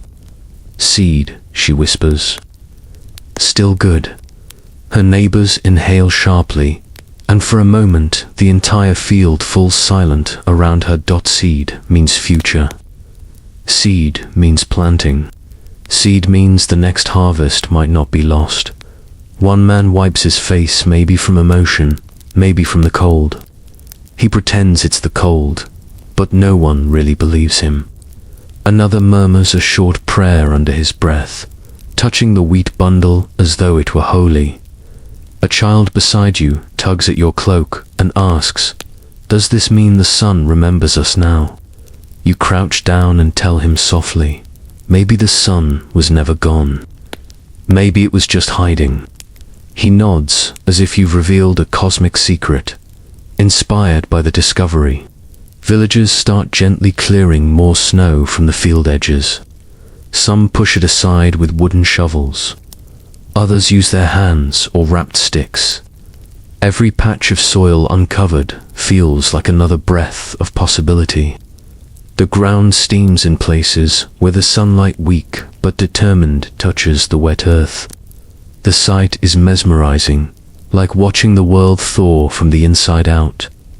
An elderly woman walks slowly among the workers, humming a tune you heard her sing once before, rhythmic, carrying a heartbeat of stubborn hope. When she reaches you, she places an acorn into your palm. "Plant hope," she says. "Even if winter tries to laugh at you, you don't know if the acorn will ever grow." But the gesture warms your chest in a way sunlight never could. Near the center of the field, two men argue jovially about whether to plant early or wait. One insists the soil is ready. The other argues that planting too soon risks losing everything again if frost returns. They bicker until a third villager cuts in with, "If we plant now, the seeds will freeze. If we don't plant now, we will freeze. Choose your misery." The conversation devolves into laughter, not because anything is funny, but because sometimes laughter is the closest thing to courage. A woman beside you points at a puddle forming where the snow has thinned. The water ripples gently, not frozen, not stiff, liquid. It's the first natural puddle you've seen since arriving. She dips her fingers into it and sighs as if she's touching a memory. When the villagers decide to break for food, they gather in the middle of the field. Not to feast, they don't have enough for that, but to share a small moment of triumph. A bowl of parsnip mash is passed around. A child digs his spoon in and whispers, "It tastes like spring." He's absolutely wrong, but no one corrects him. As you look out over the thawing land, you notice a faint shimmer of green at the edge of the horizon where the forest meets the fields. Maybe it's sunlight catching on ice. Maybe it's a trick of the cold. Or maybe it's the first quiet sign that winter's iron grip is beginning. Slowly, gently, to slip. You breathe in deeply, letting the scent of damp earth fill your lungs. It smells humble, hopeful, alive. The villagers stand with you, faces lifted toward the sky, not expecting warmth yet, but sensing it, trusting it, preparing for it. After so many months of white and silence, the withered fields are not dead, they're waking, and you wake with them. Asterisk, the moment hope touches the fields, the village seems to inhale slowly, carefully as if afraid the breath alone might shatter the fragile thaw.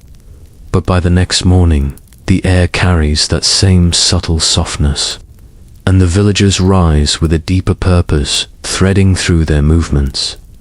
You join them as they gather tools, wooden mallets, rough-hewn planks, woven rope, baskets patched more times than you can count. Nothing here is new. Everything is repaired, reimagined, or repurposed. And today, that's exactly what the village itself becomes. Something to repair. You mend a place the way you mend a cloak. A man says as he hands you a hammer whose handle is so polished it feels like a piece of driftwood, one stitch at a time, even if winter tore half the seams out. He leads you toward the outer fence first tore what's left of it. The structure looks like it picked a fight with the storm and lost spectacularly. Posts lean sideways like drunk soldiers, rails lie buried beneath snow, and one entire section has collapsed flat, swallowed by drifts. You stand there with the villagers, staring at the damage in silence. It's not despair, it's assessment, survival, but with spreadsheets made of mud and wool and stubbornness. The first repair begins with clearing snow, lots of it, heavy, half-melted slush that clings to your boots and demands far more effort than physics seems to justify. You shovel alongside a woman whose arms look strong enough to snap a tree branch just by glaring at it. She laughs when you slip in a puddle, offering a hand as she hoists you back to your feet. "The ground's friendly today," she says. "Yesterday it would have swallowed you whole." As the snow clears, the fence's true condition reveals itself. Cracked beams, missing joints, frostbitten posts. A boy beside you taps one post gently with a stick and winces when it crumbles like stale bread. "We'll need new wood," he mutters. Or at least, wood pretending to be new. He dashes off to find usable pieces, his determination much larger than his size. You help lift a beam into plaza, beam salvaged from an old sled that snapped during the storm. Two men lash it with rope, pulling tight until the wood groans into position. "Strong enough," one declares. Strong looks different in winter, and he's right. Strength isn't elegance here. It's endurance.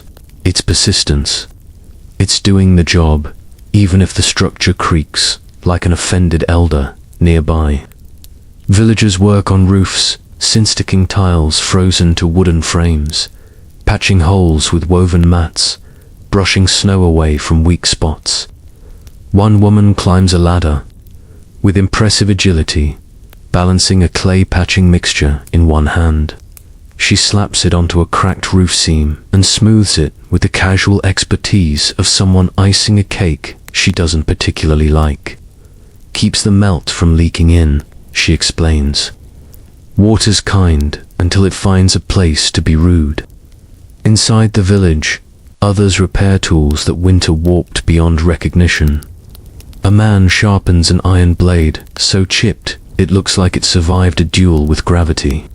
Another heats bent nails in a pot warmed with hot stones, hammering them straight on a flat slate. You catch a glimpse of a boy trying to fix a broken bucket handle by tying it with twine and goat hair.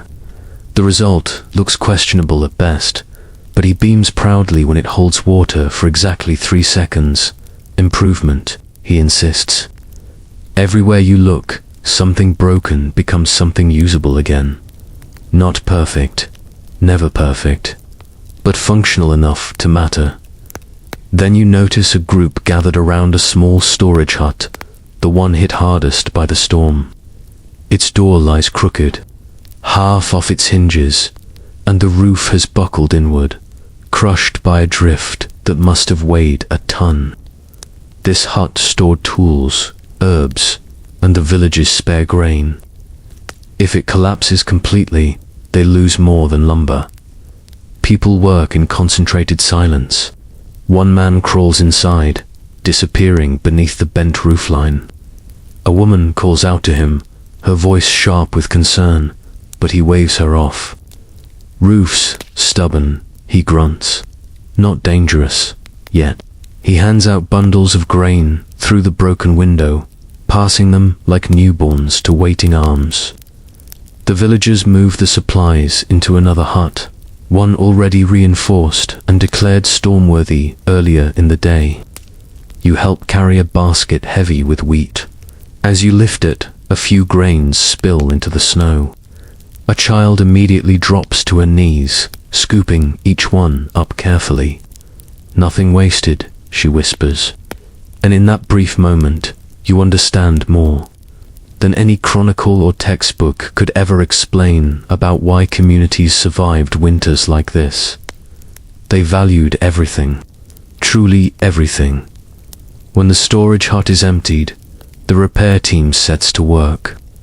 Men lift the sagging roof with long poles, while women wedge new supports underneath thick logs brought from the forest edge. One elder mutters instructions in a gravelly voice, directing the angles and placements with the precision of someone who's rebuilt too many roofs in his life. "Storms teach carpentry, whether you like it or not," he says. A plank slips, snow falls, someone yelps, a goat bleats indignantly because a clump of white hit its head. Laughter follows real laughter, the kind that bubbles from tired ribs and sore shoulders. It lifts the air, warms it. Even as repairs continue, villagers pause to admire small victories. A patch of roof finally sealed, a fence post standing straight, a cracked window mended with a piece of stretched animal hide that surprisingly looks beautiful when sunlight hits it. You catch two elders debating whether the hide window improves ventilation or ruins the view. Even though the view is mostly snowdrift, someone shouts your name well. Their best guess at pronouncing it and waves you over to help lift another section of the fence. As you brace the beam on your shoulder, you feel the weight not just of wood, but of shared effort, shared purpose, shared survival. A boy nearby asks, "Think winter will come back angry again?" You glance up at the sky, where thin rays of sunlight finally break through, turning the frost on the roofs into glittering mirrors. "Maybe," you say, "but look around. The village can get angry too." He grins. "Good. Winter should be scared of us." By late afternoon, the repairs have transformed the village. The fences stand, again patchworked, but solid. The roofs hold. Doors close without rattling. Tools shine with new edges. Storage is safe. Warm stones glow. And people, though exhausted, walk with lighter steps. Everything winter snapped. The village has begun to stitch back together. And as you look across the newly strengthened settlement, you realize something beautiful. The thaw hasn't just revived the fields, it's revived the people.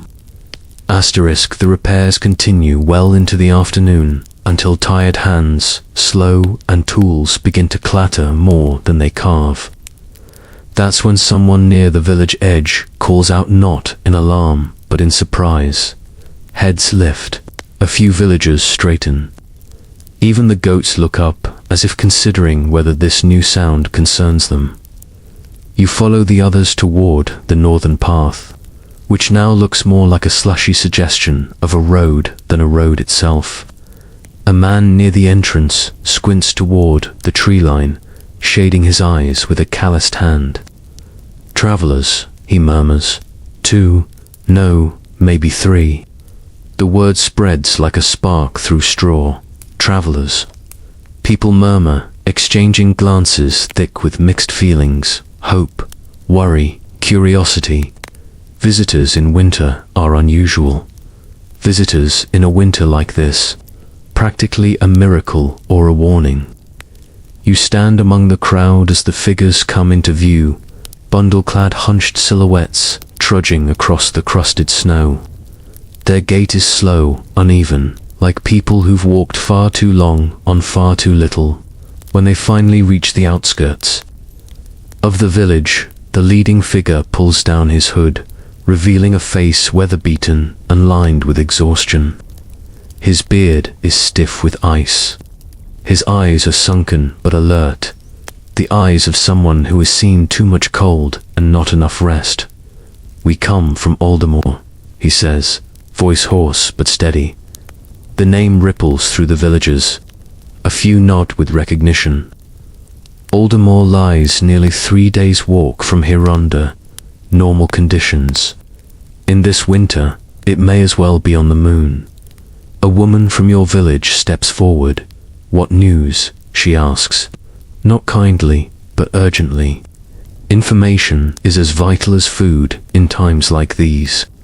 The traveler takes a moment, rubbing his gloved hands together as if warming them gives him strength to speak. "The cold hit us hard," he begins. "Harder than last year. The river froze solid in early autumn. Crops failed before we even pulled half the harvest. Our stores," he trails off, swallowing, "gone too quickly." He gestures to the companions behind him, one older man leaning on a staff, one young woman carrying a wrapped bundle that might be a child, though it's impossible to tell under all the wool. "We left to find help, or shelter, or something." Asterisk, you feel the crowd shift around you. Some villagers lean in with empathy, others with caution. Taking in travelers in winter is dangerous. Every new mouth to feed is a risk. But turning people away, that's a wound a village carries for generations. The old man from Aldermore steps forward next. His eyes are sharp despite the cold. "We bring news, too," he says. From beyond our village, a hush falls over your group. Even the wind seems to pause. "There are places worse off than ours," he continues. "Villages buried, roads gone, hillsides collapsed under snow. Some settlements we passed." He breathes out slowly. "Empty, not a soul left." A shocked silence ripples through your village. People exchange bleak glances. Someone grips your arm, steadying themselves as the weight of the words sinks deep. But the old man isn't finished. "There are places doing better, too," he adds. "A valley to the south caught less frost. They still have grain, little, but enough to trade. We heard a town near the river broke through the ice and fish again, and caravans, small ones, have begun moving north, slowly. Hope trickles in like warm water finding cracks in ice." A boy whispers, "So, the world isn't frozen everywhere." The young woman with the bundle steps forward now. Her voice is quiet but strong. "No, not everywhere. And where it is thawing, people share. People help each other as best they can." Villagers murmur again, this time in tones that feel warmer. You notice her shivering, not just from cold but from exhaustion. Without hesitation, a woman from your village steps forward and drapes her own wool shawl around the traveler's shoulders. Another villager lifts the older man's pack to carry for him. A third helps the bearded man remove the ice from his cloak. The gestures are small, but in a place like this, they're monumental. The travelers are guided toward the communal hut for warmth, food, rest. As they walk beside you, the bearded man catches your eye and smiles, a weary, cracked smile, but real. Your village. It's strong, he says. You can feel it from the moment you arrive. Inside, questions spill out like water thawing under sunlight. Did the snows reach the eastern farms? Are the wolves worse near Aldemore? Did anyone find help from the castle towns? Are the roads truly clearing? The travelers answer as best they can. Some news brings relief. Some brings sorrow. Some brings uncertainty. But they bring something precious, proof that the world hasn't vanished beyond the horizon, that others live, that others fight the same winter. A man in your village listens, brow furrowed. Seems like every place took winter differently, he mutters. The old traveler nods. That's always the way. Some lands bend, others break, others hold. Historians continue to debate how uniformly the Great Winter of 1430 struck different parts of Europe. Accounts vary wildly, some describing catastrophic conditions, others mild seasons. But here, in this hut warmed by breath and stubbornness, the debate doesn't matter. The truth sits right in front of you in worn boots and frostbitten cheeks. When the storytelling slows and food is shared thin stew, dried berries, warm water, the travelers relax. The young woman pulls back her bundle just enough to reveal a small child sleeping peacefully, cheeks flushed from the cold. The villagers gather closer, marveling softly. A child surviving a winter like this, someone murmurs. It's a blessing. The old traveler smiles faintly. Children remind winter it can't take everything. As evening creeps in and lanterns glow softly against the walls, the village feels fuller warmer somehow. Not because the storm has passed, not because the thaw has begun, but because news connection has returned. Stories from afar fold into local hope like threads strengthening old cloth. You sit among them, listening, absorbing every word, feeling the pulse of the world through the voices of weary strangers. And in that moment, even with cold still lurking outside, the village no longer feels small or isolated. It feels connected, rooted, alive, and ready for whatever comes. Next, by the time the travelers from Aldemore finish resting, dusk has begun to gather, softening the village with that fragile lavender glow that only winter evenings know how to make. The cold still presses in from every direction, but it's no longer the hollow, hopeless kind. Tonight, it feels gentler, quieter, as if the storm exhausted itself and left behind a rare pocket of peace. And in that moment of rare calm, someone suggests something so unexpected that the entire hut falls silent for a beat. A feast, the woman declares firmly. A real one. Small but real. She looks around. We're still here. That's worth celebrating. At first, you think she's joking. A feast now. With stores low, snow still high, sickness still lurking, and danger never far. But then you see the spark catch. Slowly, cautiously, villagers nod. Eyes brighten, shoulders straighten. Even the visitors from Aldemore look stunned by the idea, and then deeply grateful. A feast in winter isn't about abundance, it's about choice. It's about sending a message into the cold. You haven't beaten us yet. Within minutes, preparations ripple through the village like a warm current. Huts empty as families retrieve whatever small treasures they've saved for something important. Today becomes that important. You follow the crowd to the center of the settlement, where a wide, snow-packed clearing rests quiet and expectant. Villagers begin placing stones in a large ring, not for a fire, but for warmth. Hot stones carried from the hearthless cooking pits glow faintly like sleepy stars. People set low wooden benches around them, carved from fallen logs and old sled parts. The first dish arrives, a pot of root mash made from the smallest, strangest carrots you've ever seen. They look apologetic, but they smell heavenly. Someone brings boiled leeks, passed around proudly even though they're so thin they practically qualify as garnish. A woman contributes a bowl of dried berries, rehydrated into a tart, jewel-colored compote. Another brings a slab of preserved boar meat, harvested weeks ago and saved for a moment worthy of it. This right now qualifies. One villager even pulls out a tiny jar of fermented honey, dark, thick, and shockingly fragrant. He holds it up like a relic. For sharing, he says solemnly. You can feel everyone around him resisting the urge to applaud.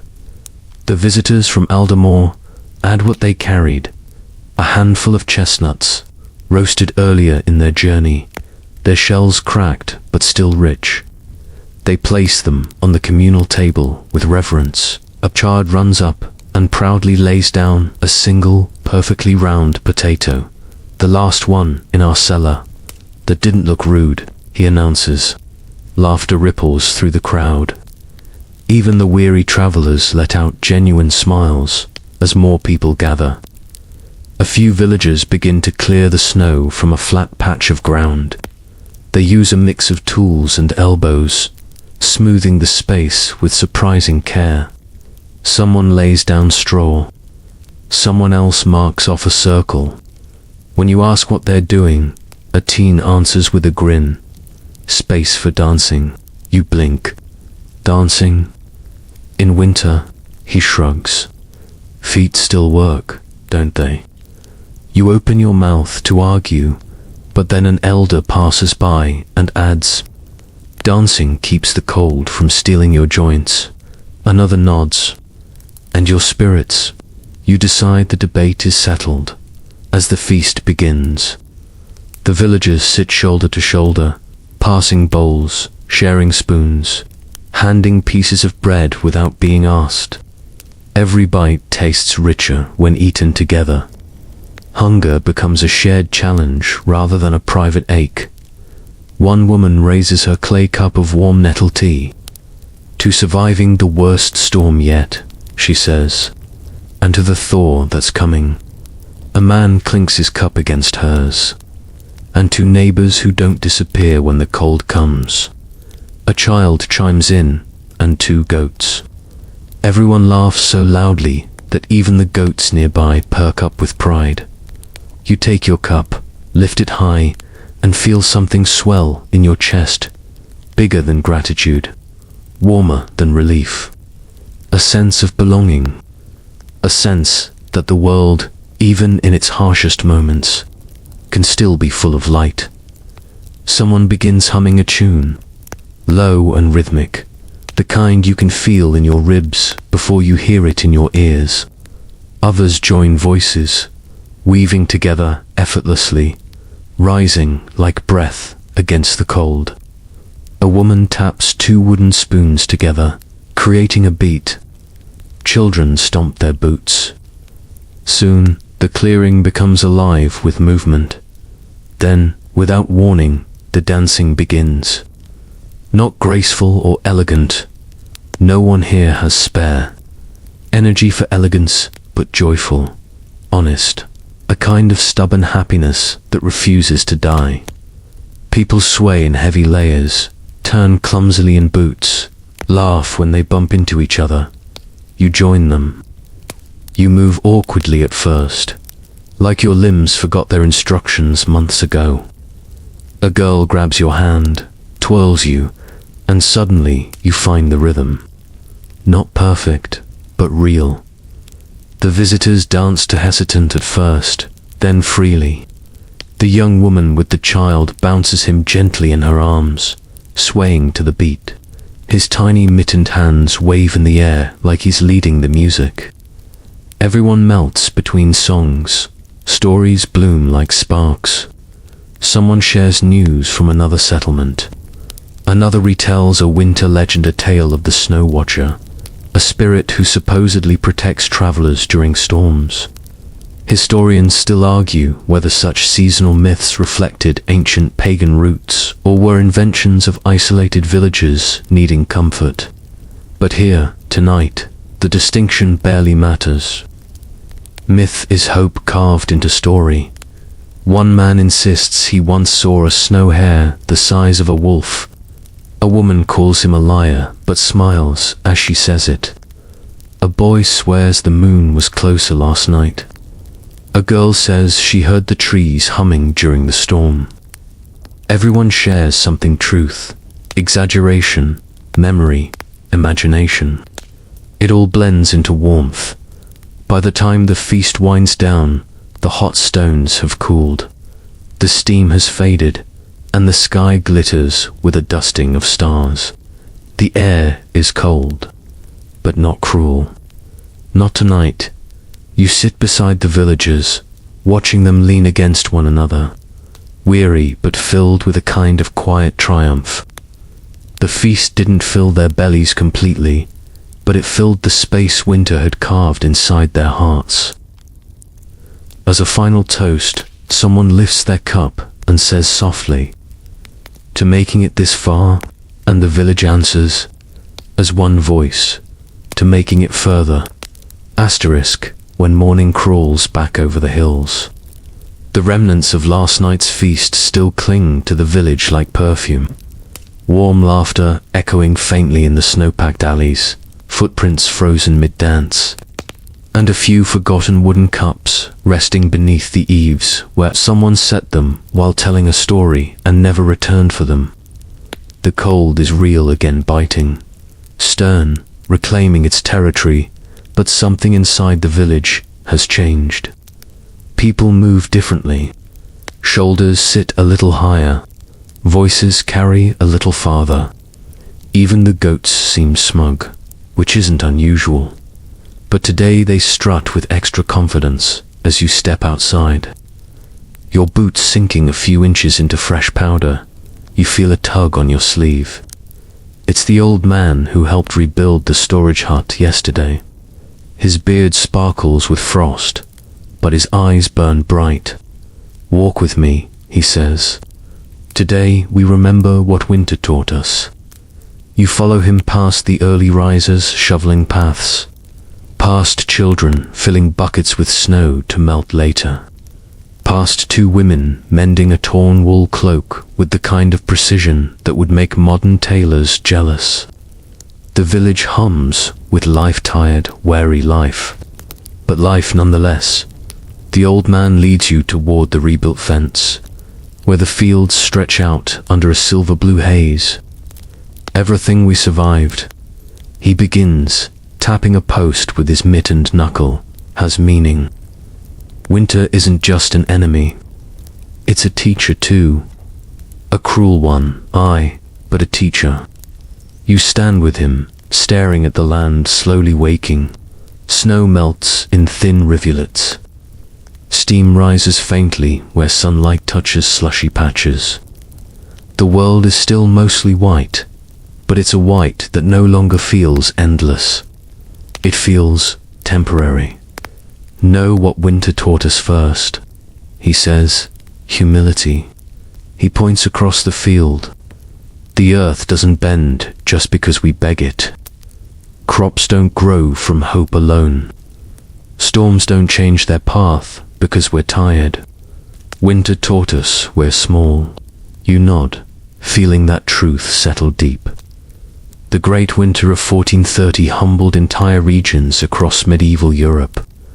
Some chroniclers wrote of people losing everything: their harvests, their livestock, their homes only, to rebuild from almost nothing. Historians still argue whether it was the worst winter of the century or simply the best documented. But humble is a word that fits no matter which version you believe. The old man continues walking, and you follow. But winter taught us something else, to something bigger. He pauses, glancing at the village behind you. Community. A lone fire dies.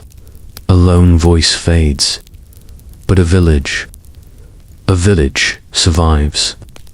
You feel the words more than you hear them as you continue walking. You pass several groups quietly working together, neighbors who once barely acknowledged each other before the storm. Two families clear snow from a roof, laughing as one of them slips and almost disappears into a drift. A child drags a basket of supplies toward the communal cook space while humming the tune from last night's dancing. A young woman with the Aldermore traveler's baby strapped to her back helps sweep ice from a walkway. Even though she doesn't live here, it doesn't matter. Winter erased those boundaries. A teenager calls out to you, waving a stick he's using as a pointer. "Look," he says. "Tracks." You crouch beside him, examining the faint impressions a rabbit, hopping from one patch of exposed earth to another. The boy beams. "Another sign," he whispers. "Life is coming back." You walk with him a little while before the old man shepherds you onward. The teenager waves goodbye with the kind of hopeful enthusiasm that only comes after surviving something terrifying. Next, you stop near the shrine in the grove. The villagers have cleared the snow from its base again, revealing the carved wooden symbols you saw before sun spirals, animal shapes, runes older than memory. Someone has recently placed your warmed stone deeper into the offerings, as though giving it a place of honor. A woman stands there now, whispering to the air. You quietly step past, giving her privacy. Winter carved wounds this season, and people heal those wounds in many ways. "Another lesson," the old man murmurs. "Tradition, not because it's magic, but because it reminds us who we are." He chuckles.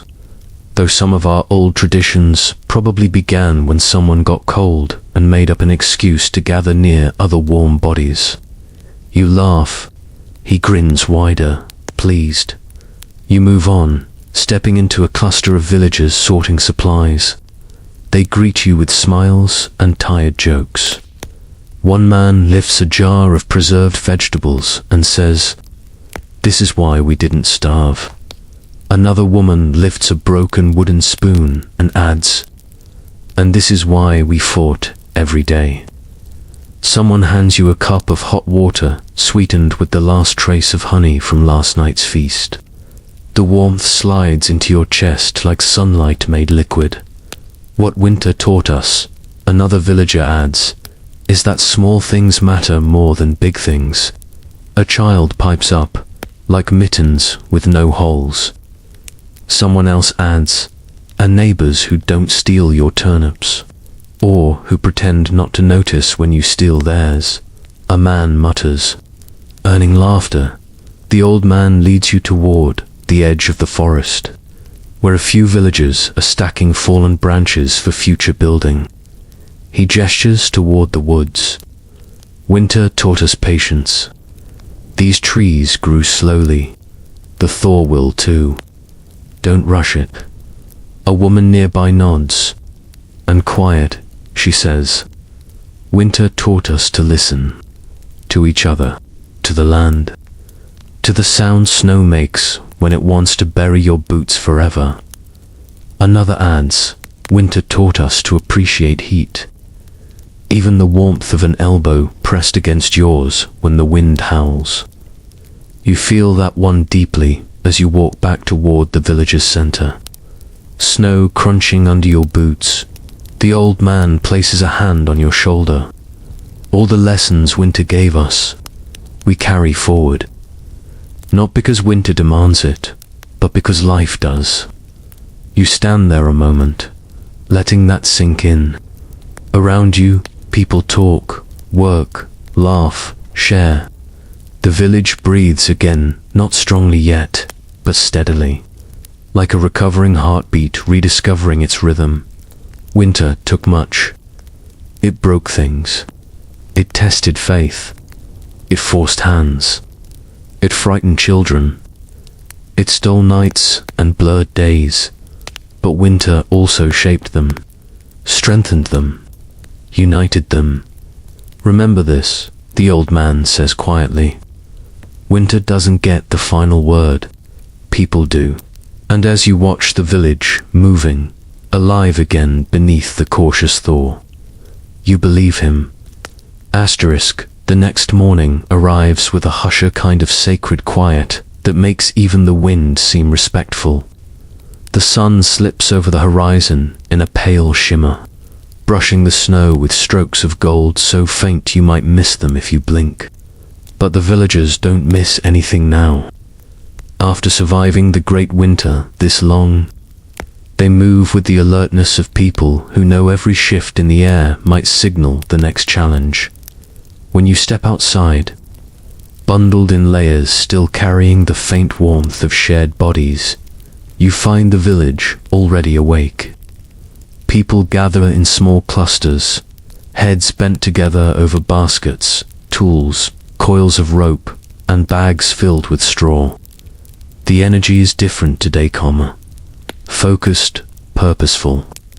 There is no panic, no scrambling, just careful, intentional preparation, because winter may be loosening its claws, but it isn't gone, and nobody here intends to be caught off guard when it comes back, whether that's next month or next year. A woman waves you over, placing an armful of dried reeds into your hands. For insulation, she says. We rebuild every year, but this time we rebuild smarter. She motions toward the huts, where neighbors reinforce walls with new thatch layers and fresh bundles of straw. Children stomp the straw with enthusiastic little boots to help flatten it before the adults layer it into the walls. You join in, weaving reeds into a small gap between planks. The woman nods approvingly. Good hands, she says, then adds with a wry smile, don't get used to praise, it's rare as good flour. Nearby, two men lift a slab of dried mud mixed with animal hair. They press it into a crack between roof timbers, sealing it like a patch on an old coat. One of them grumbles good-naturedly, winter pulled half our huts apart like it was checking the stitching. The other laughs, replying, then let's stitch back harder. Someone calls for help, rolling a heavy barrel. As you grab one side, you ask what's inside. A woman answers, grain for spring. And maybe summer. Depends on how hungry we get. She says it lightly, but you catch the seriousness beneath her humor. The villagers aren't just repairing, they're planning. You pass a group sorting root vegetables, separating anything that survived the winter well from anything too soft, too shriveled, or scarred by frost. The best roots are set aside for planting when the soil fully thaws. The rest will be eaten or dried. A man lifts a carrot barely the length of his thumb and declares, "This one's a hero." His neighbor replies, "Then eat it with respect." Laughter ripples through the group. A team of younger villagers carries wooden beams toward the storage hut, strengthening the frame to withstand future snow loads. One explains, "We'll double the supports. Winter won't catch us weak again." Another nods. A storm is a teacher, even when you don't want the lesson. And then there's the food storage systems. A group stands around the root cellar entrance, debating ways to improve it. One suggests digging it deeper. Another wants to line the walls with more stone. A third insists on building a second cellar in case the first one gets moody, he jokes. The argument grows playful, turning into a competition to see who can propose the most absurd idea. Someone recommends enchanting the cellar with ancient goat magic, which earns a round of snorts. Historians still argue whether medieval villagers actually believed in such barnyard blessed luck. But these people definitely enjoy the idea. When the debate quiets, the elder healer speaks. "To cellars," she says. "One deep, one shallow, deep for preserving through winter, shallow for easing the load. Everyone nods. Simple, practical, wise. You help dig, scraping away slush and earth with wooden shovels. It's slow work, cold work, but the rhythm of it feels grounding. As preparations continue, several travelers from Aldermore join in. Their presence blends into the village effortlessly. You watch as one mends a fence rail with practiced ease while another helps tie bundles of dried herbs overhead for long-term storage. Humanity has always been like that, melding, mixing, strengthening itself through shared labor. The villagers recognize this, and no one questions it. A boy presents a small woven basket he's made from reeds. For seeds, he announces proudly. His mother lifts him off the ground, spinning him once. Then these seeds will be blessed, she says. You catch sight of the basket's contents: kernels of barley, wheat, tiny fragments of future food, future stability. The villagers hold them with reverence. At midday, the traveler from Aldermore, the bearded one, gathers people in the center of the village. He unfolds a roughly drawn map, creased from travel. He points to valleys and hills, explaining where the frosts broke early, where the rivers are thawing, where food might still be traded. His voice is clear and steady, sharing knowledge like it's treasure. And in a way, it is. Information in winter is more valuable than any coin. Next winter, he says, we prepare not just for ourselves, but for each other. One villager asks, do we expect another winter like this? The traveler shrugs. Maybe. Historians in the future will argue, I imagine, but we prepare. A collective murmur of agreement spreads through the group. Later, you help a group sorting fire-safe stones for heating systems, choosing those that survive repeated warming without cracking. A woman hands you one particularly smooth stone and says, this one survived the storm better than I did. Another villager pats her back. Stone has fewer opinions.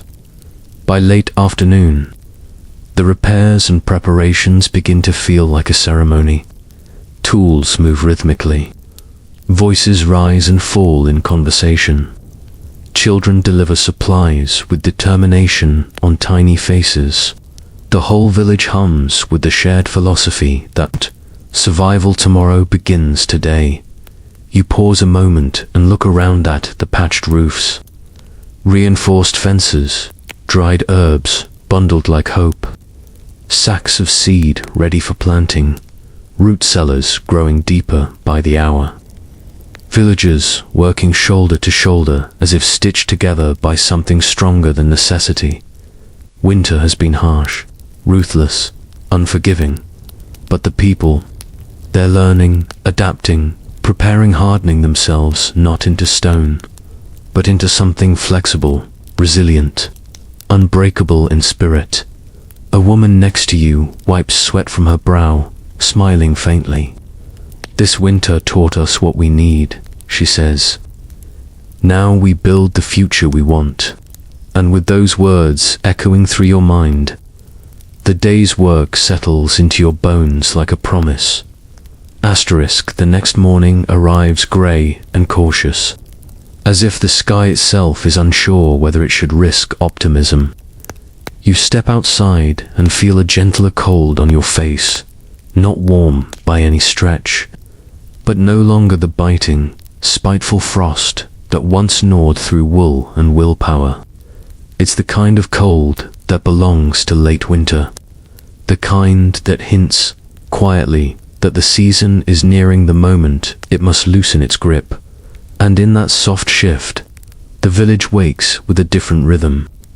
Not frantic, not anxious, almost reflective. Don't you notice people gathered near the wide clearing in the center? The same place where last night's feast melted the snow with laughter and dancing. Now the villagers stand in a rough circle, their breaths rising like tiny ghosts into the still air. At first, you think they're preparing for another meeting or another task. But as you draw closer, you realize something gentler is happening. They're taking stock not of supplies, but of each other. The bearded traveler from Aldermore stands shoulder to shoulder with men from the village. His eyes warm despite the fatigue still etched into his features. Beside him, the young woman holds her bundled child, rocking gently. Villagers who were strangers only days ago now speak with the ease of neighbors. A woman steps into the circle holding a clay bowl filled with thinly sliced dried apples, rare, saved for meaningful moments. She offers the bowl first to the oldest villager, who takes a slice with shaking hands. Then she offers it to the youngest, the baby from Aldermore, who grasps at nothing with curious little fists. Everyone chuckles softly. The sound drifts like a tiny melody into the cold. When the bowl comes to you, you take a single sliver. It tastes like memory, sweet, brittle, lingering. A man clears his throat. Yesterday we rebuilt, he says. Today, we look forward. He glances at the thawing fields. Winter taught us harsh lessons, but those lessons stay. People nod, some solemnly, some with tired pride, some with hopeful light in their eyes. The elder healer speaks next, leaning lightly on her staff. We are here because we held each other up, she says. We shared, we rebuilt, we warmed, we cared. Winter tried to make us small, but we became larger in spirit. She lifts her chin, eyes fierce. Next winter, we will not fear as we did before. Someone murmurs agreement. Someone else wipes a tear. A child hugs the healer's leg, and she smiles, brushing his hair back with a tenderness that softens the whole morning. You watch as villagers begin placing small objects into a wooden chest at the center of the circle, tokens of what they endured. A broken tool, a cracked pottery shard, a strip of worn wool, a dried sprig of thyme, a pebble warmed during the storm, a straw charm shaped like a sun, even a piece of rope used to secure the roofs during the blizzard. This chest is not a burial, but a remembrance, a reminder of what winter took and what the people refused to give. One by one, villagers step forward and add tokens.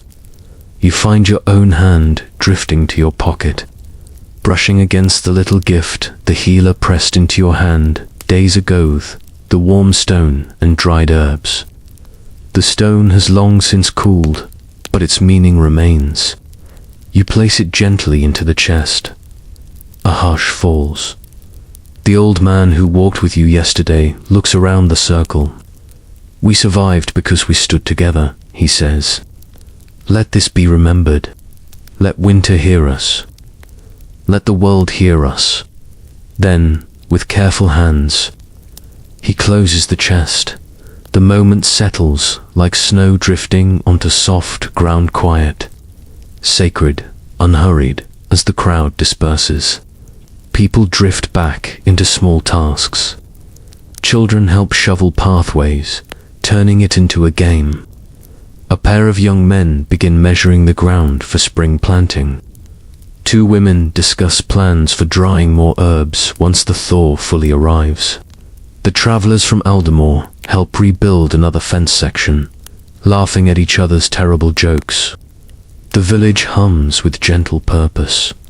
You wander toward the forest edge where the snow thins enough to reveal moss bright, brilliant green. It feels like finding a jewel after months in a world made only of white. You kneel, touching it lightly, damp, cold, alive. A woman joins you, kneeling as well. First green of the season, she murmurs. A sign, you ask, of what? She smiles faintly. of tomorrow. Behind you, the village begins to prepare a small midday meal, simple but shared. Steam rises from clay pots. Voices mingle. Laughter sparks here and there like tiny lanterns. And in that moment, you understand the final lesson winter has taught them, the quiet, powerful truth woven through every hardship they've faced. Survival isn't only enduring the cold. It's choosing, again and again, to meet it together. It's hope stolen back from frostbitten mornings. It's community built from patched walls and shared warmth. It's resilience rooted in ordinary hands, doing extraordinary things, day after day. The great winter of 1430 may have stolen comfort, certainty, and ease. But it could not steal the villagers' ability to rebuild their world and themselves. Slowly, peacefully, you begin to walk back toward the heart of the village, where people wait, where warmth breathes, where stories rise like steam into the winter air. The cold follows behind you, but it no longer feels like the enemy. Just the season passing through. You belong to something now, and it belongs to you. Asterisk. The village settles into a calm evening as daylight slips behind the hills, leaving a soft glow in the sky. You pause, breathing slowly as the quiet wraps around you, the cold now gentle instead of biting. Villagers move with tired relief, mother bundling her child, a man finishing his work, the healer closing her door. Lanterns glow like small stars.